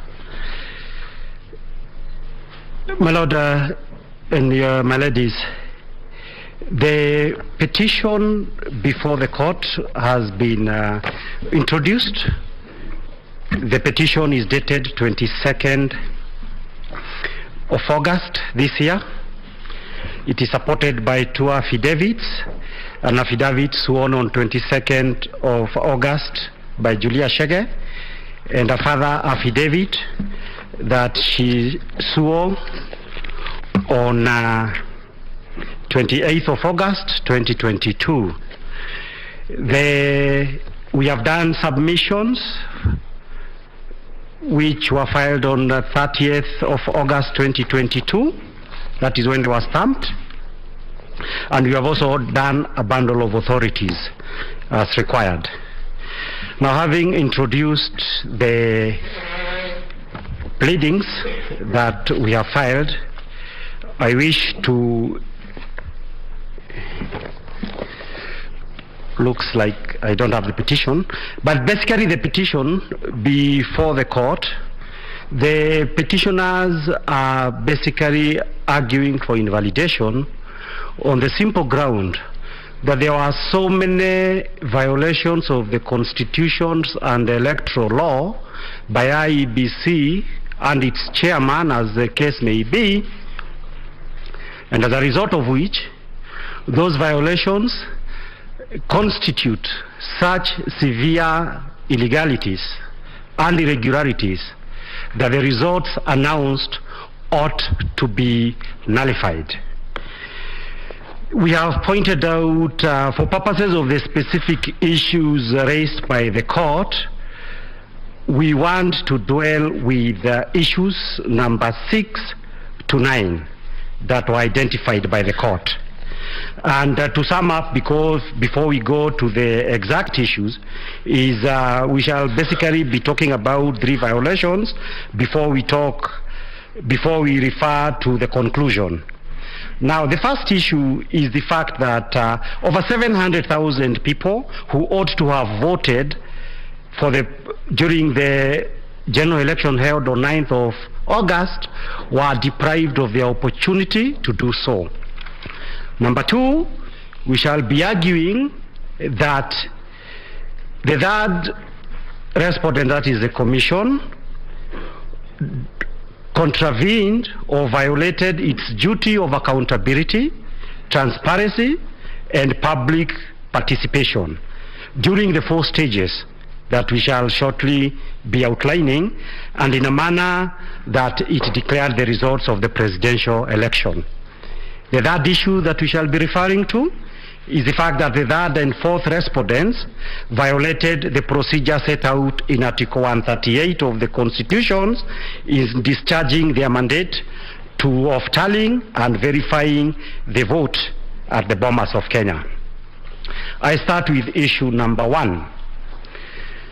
The constitutional basis for issue number 1 is Article 38 and 138A of the Constitution. And in this we are referring to the number of people, 700,000 by our count, who ought to have voted and were deprived of the opportunity to vote. Now, what is the complaint? The complaint, members of the court, is laid out at paragraphs 56 to 60 of the petition, paragraphs 56 to 60 of the Constitution. And the supporting evidence is laid out in paragraphs 24 to 28 of the supporting affidavit sworn on 22nd of August 2022. The long and short of those paragraphs is that the petitioners are basically saying that by virtue of Article 1 of the Constitution, the people's sovereignty is exercised in Kenya by two major methods: through voting, and collectively we only exercise that right during the presidential elections, and number two, by voting in a referendum. Now, under Article 38, it is expected that the right to vote for a candidate of your choice is recognized. The same way under Article 138(3)(a) of the Constitution, voting at a place appointed by the IEBC by all persons eligible to vote. Now, on that basis, Regulation 90 of the Elections General Regulations Act, General Regulations 2012, were done under the Elections Act.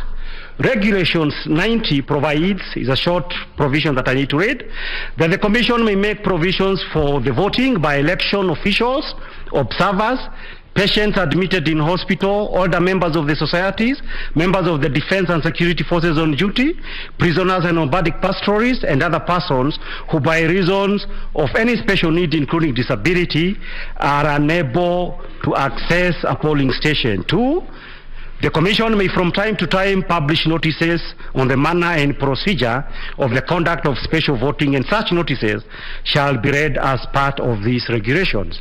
So the long and short of it, but I want to tie up with the facts, in paragraphs 50, the petitioners say no such notices were issued with regard to the persons in contentions in this particular contest. Who are those persons? Those persons include at least 500,000 elections officials. They include at least 180,000 members of the security forces. It includes those people who are in hospitals and others who may not be in hospital. But they are placed in such circumstances that special arrangements ought to have been done to ensure that they were able to exercise their rights under Article 1 and Article 38 of the Constitution. Now, why have we chosen the figure 700? The figure 700, as you will see from the affidavit, has been chosen for the simple reason that there should be no contentions about it. These figures, these are elections officials. The IBC chairman is quoted in the newspaper report that is attached to that affidavit, in fact confirming that indeed all this number of peoples will be engaged during the election day. Their engagement during the elections day follows up of necessity and in the nature of their duty that starts at earlier than 6 a.m.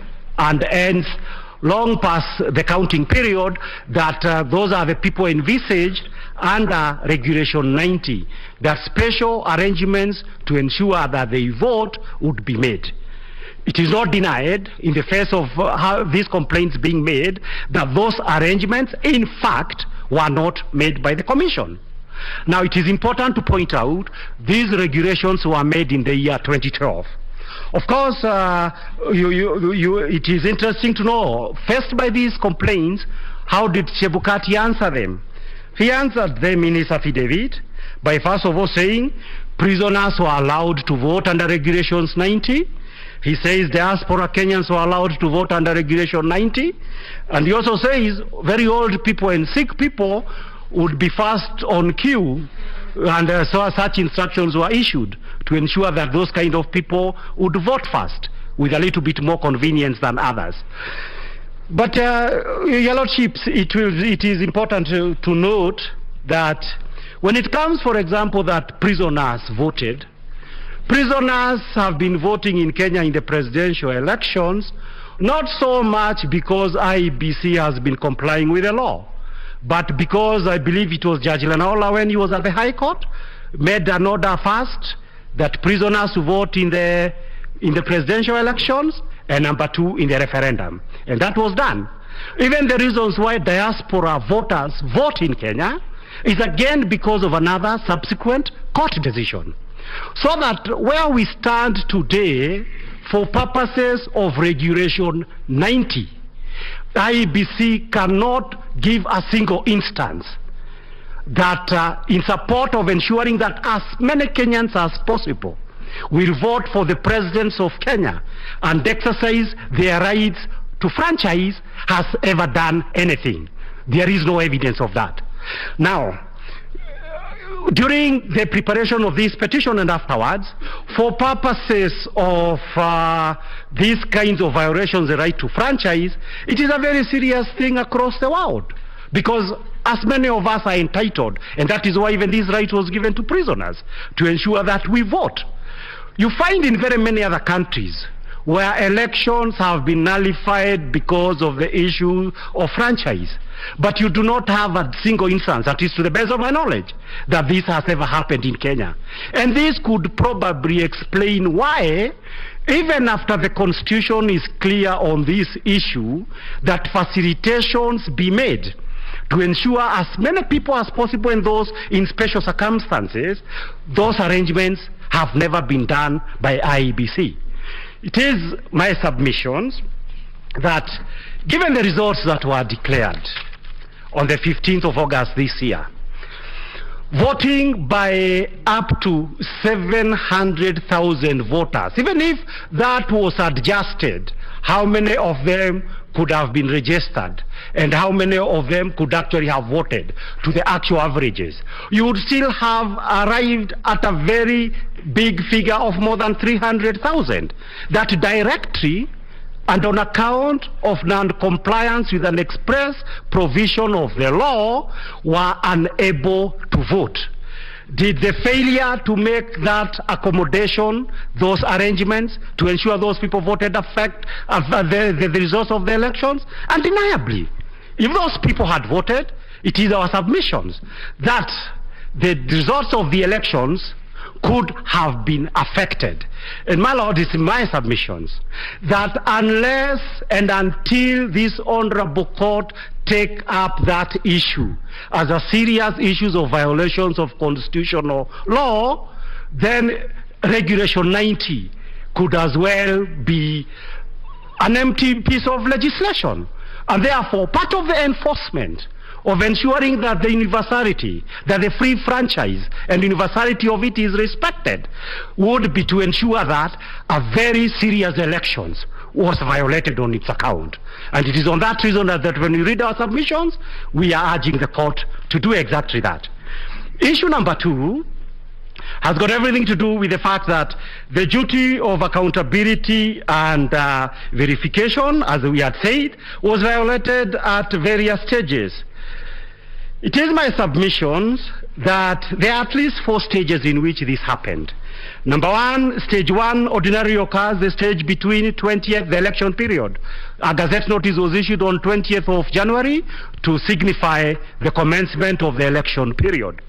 That period ended on the 8th of August. Then there is stage 2, voting day. Then there is stage 3, which is a 7 days period under the procedure set out under Article 138 of the Constitution. Stage 4, in my submission for purposes of a presidential election, it is the 21 days period under Article 40 of the Constitutions that you are dealing with right now. Now, what are the stages at stage 1? The issues at stage 1, and I will link them up with how they tie to the elections, is the fact that in this particular case, IEBC, according to my clients, was supposed to ensure that they set up a technology system that was transparent enough to ensure that the outcome would have credibility in the eyes of the electorate.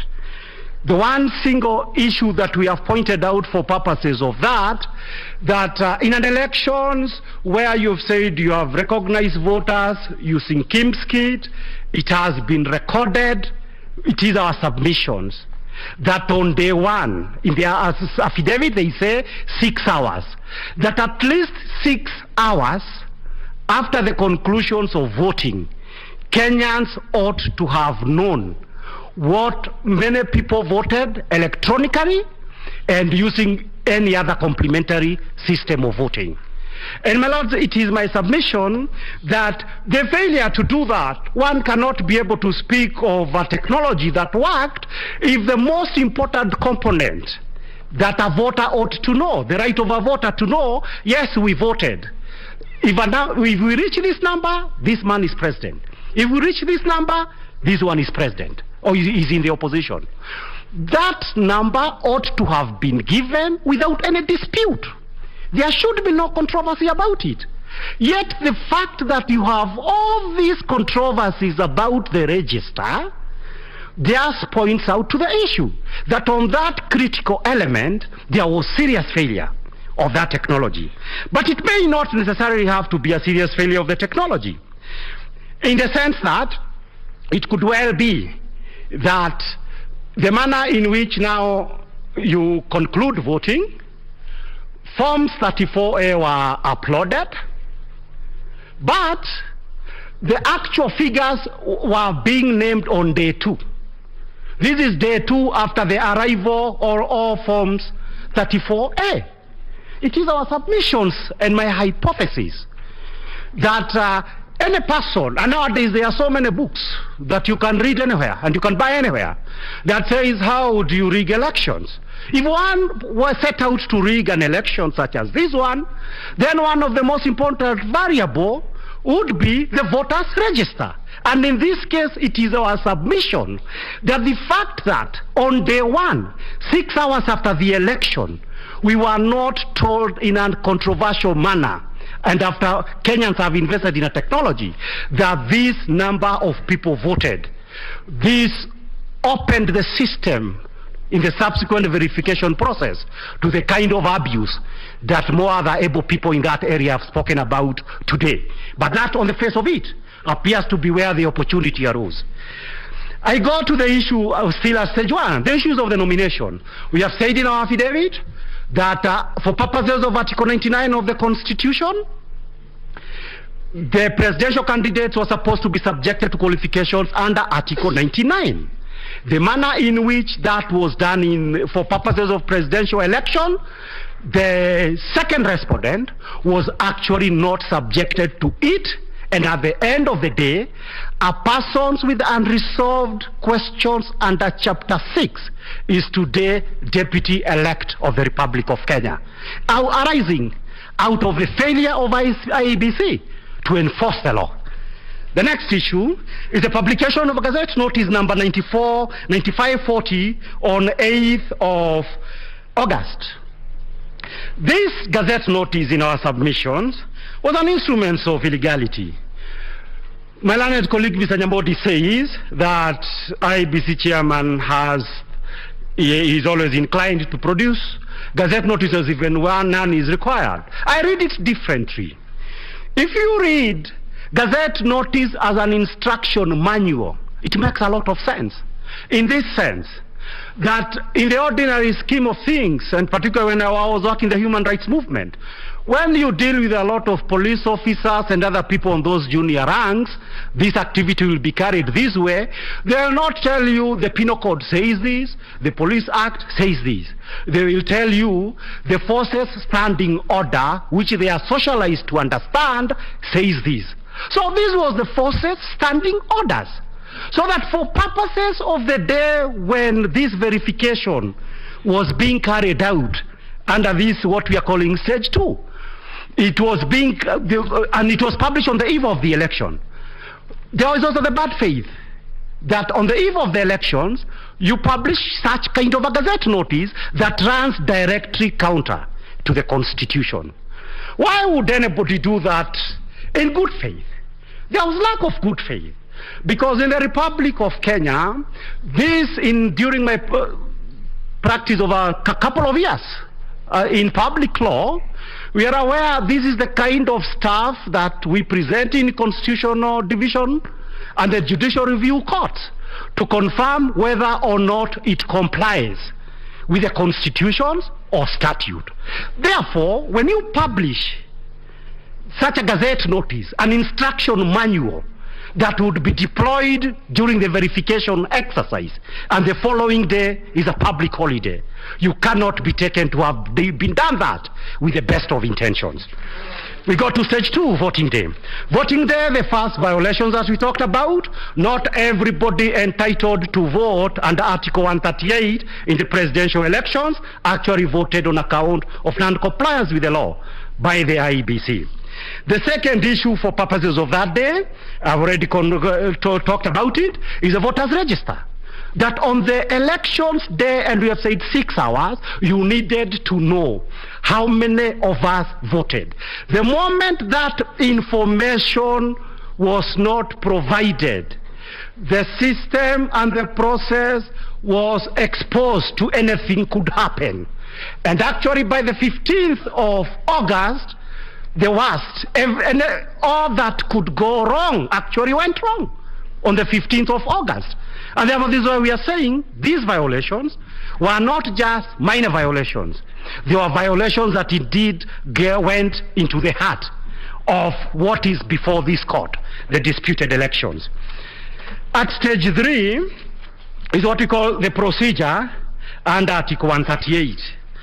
Well, my constitutional law mentor, Dr. Gibson Kamaukuria, always used to tell me, and I believe most of the people who had the privilege to be his pupils, that the Constitution must be understood in a historical context. And therefore it is important that we understand Article 138 in a historical context. What is this context? This context, my lords, is this, that we do not have an equivalent of Article 138. We do 6 elections. The Constitution has not told you this is a procedure at the parliamentary elections or the governor or anybody else. It is only reserved for one position, the president position. The procedure at the presidential elections. And this was to leave no room of doubt that this is how in which the verification process ought to be carried about. But the process after we vote in a presidential election, I first voted in 1992.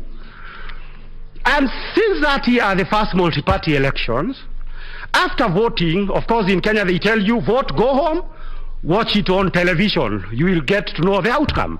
How it has always worked is that you are there at home, results are read from constituencies, from everywhere else across the country. It is a ritual that happens every year as far as I can remember since the year 1992. Now, what is the importance of this ritual? It is important to remember that in the year 2007, this ritual was disrupted by the events that happened at KICC. The disruptions of this ritual led to the post-elections violence, and the rest of it we are all aware what happened after that. So that it is not a simple ritual.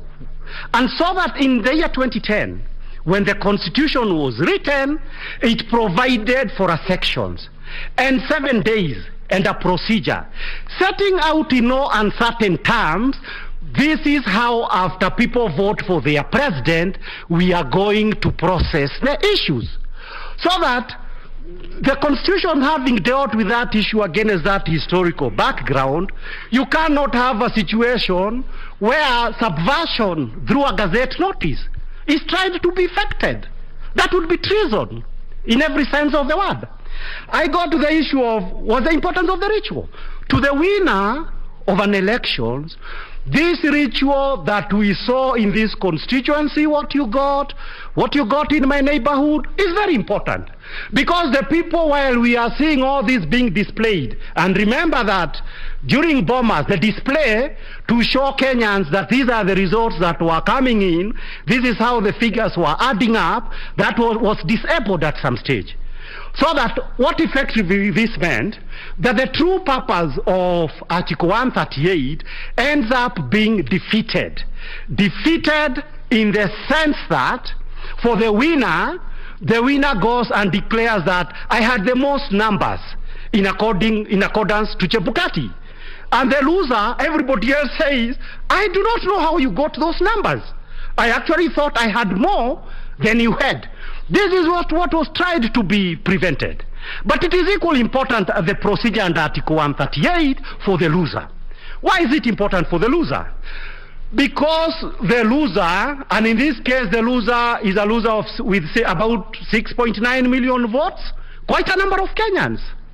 This is a loser on his 5th time seeking the presidency. The last one he says he lost under controversial circumstances. There was everything necessary to ensure that for purposes of these elections, if you are to lose the election, the math must make sense. It must add up. The Kenyans, those people who voted for you, must also see that you did not do very well, because it is clear these people in that other place did not vote for you as you expected. Now, but when you have now a true situation on the 15th, the dramatic events of the 15th of August, where even 27th constituency, my clients are there waiting at home. I was also equally waiting at home. Those results are not announced. Then how do the people who are supposed to be losers understand that they genuinely lost in the elections? That would strip the process of legitimacy. But it is equally important for another reason that Wallace Soyinka talks about in one of his essays. And I believe the essay is published in a book called Climate of Fear. And Wallace Soyinka in an essay titled The Quest for Human Dignity says that in war, it is important that those who lose a war should not be stripped of their dignity. And basically what this means is this, that even after losing war, you are not stripped naked, in the sense that you are told you lost half of your country, but you must be left with the other half. That is if you are in the Russia-Ukrainian kind of situation. That is the whole idea, that nobody should lose absolutely.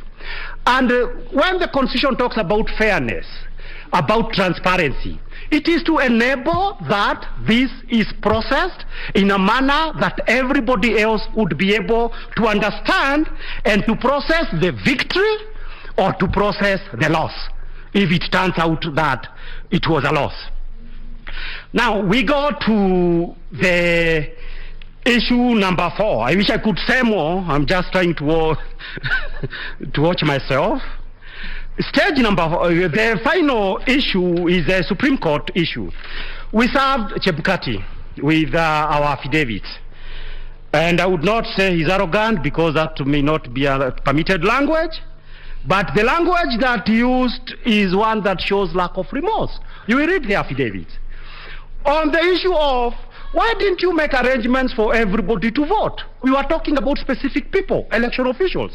Then he says, oh, prisoners voted, diaspora's people voted, and all these other peoples voted. Now, that was not the issue.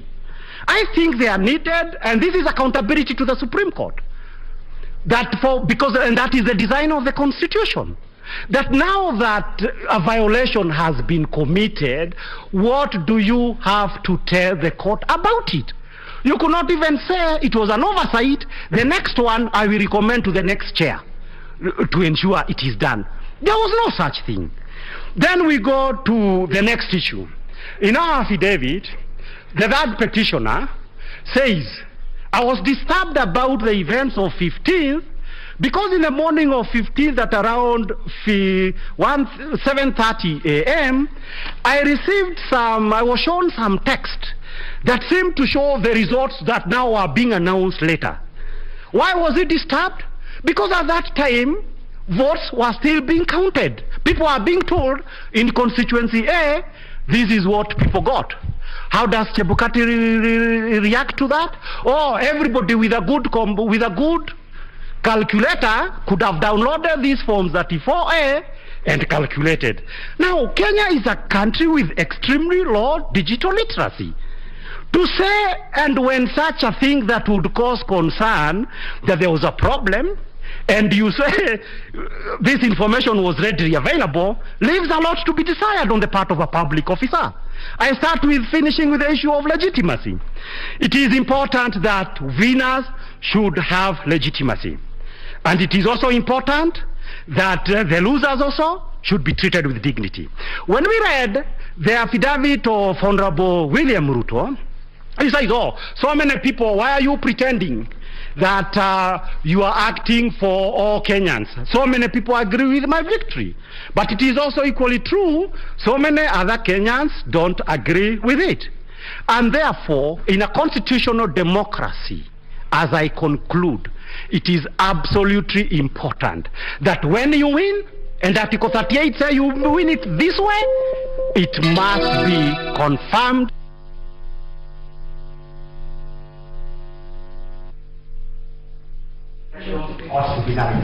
Thank you very much. Thank you very much, Council. We would like to take the submissions by, I think, 4 respondents who are supporting the petition. That is the 4 commissioners. According to the time schedule we allocated yesterday, they were to share the 1 hour. But before Council, you take the podium, we are proposing just a 15 minutes health break. Then we come back because we will hear those submissions, and if there are questions from the bench to all the submissions that have been made, they will be directed to Council. So we'll need about 1.5 hours when we return to finish today's proceedings. Taya, on the word from Justice Lenola, could the court find out what's happening to the question of scrutiny? Because it looks like we still have a crisis. Yes, we shall. I'm aware.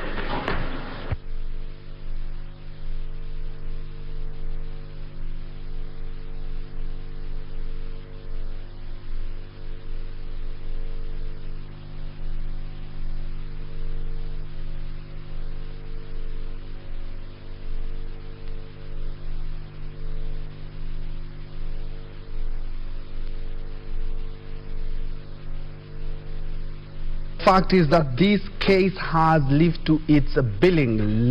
Big legal jargons flying here and there, and legal minds trying to battle it out to try and convince the 7 arbiters, the apex court judges, on why the 2022 presidential elections should be nullified. And of course, there have been a lot of submissions during the day, but I can really point out a few of what has been talked about for a couple of minutes. As you can see, the judges have exited the hall for a health break, and they will be back. After they'll be back, they will be having a sitting of 1.5 hours where they will be allowing the 4 commissioners to submit their findings. But what has been talked about, and perhaps a lot of Kenyans do identify with what Okia Okaiti Omtata has talked about when it comes to timelines. And even the judges yesterday did acknowledge that talking about 14 days for a presidential election petition being quite little time, they're talking about more time, but they have agreed that it should be looked at. If at all we are going to be having digital elections, then 14 days are quite enough. But we are still having a hybrid system where we have part of it being digital and part of it being manual, and so talking about 2 months. But that cannot be a submission in court. He has talked about something that will, of course, be one of the things that the apex court judges would have to determine on how the Kim's kit was submitting data. He's talking about some was submitting 23 hours after the elections had already been closed, which he says that is an illegality. Another judge, another senior counsel has talked about the elections is Philip Mulgor, who has talked about there are some people who had access to the servers and claimed that they had administrator rights and could have compromised the elections. Earlier on, senior counsel James Orengo for the main petitioner, I told you that petition has been baptized, the Raila Odinga and Martha Karua petition, claimed that IEBC has denied them access to the servers. Yesterday, one of the rulings by the Apex Court was that be granted the 15 polling stations, boxes be open, scrutinized, and the findings be tabled after 48 hours, and of course access to the servers and the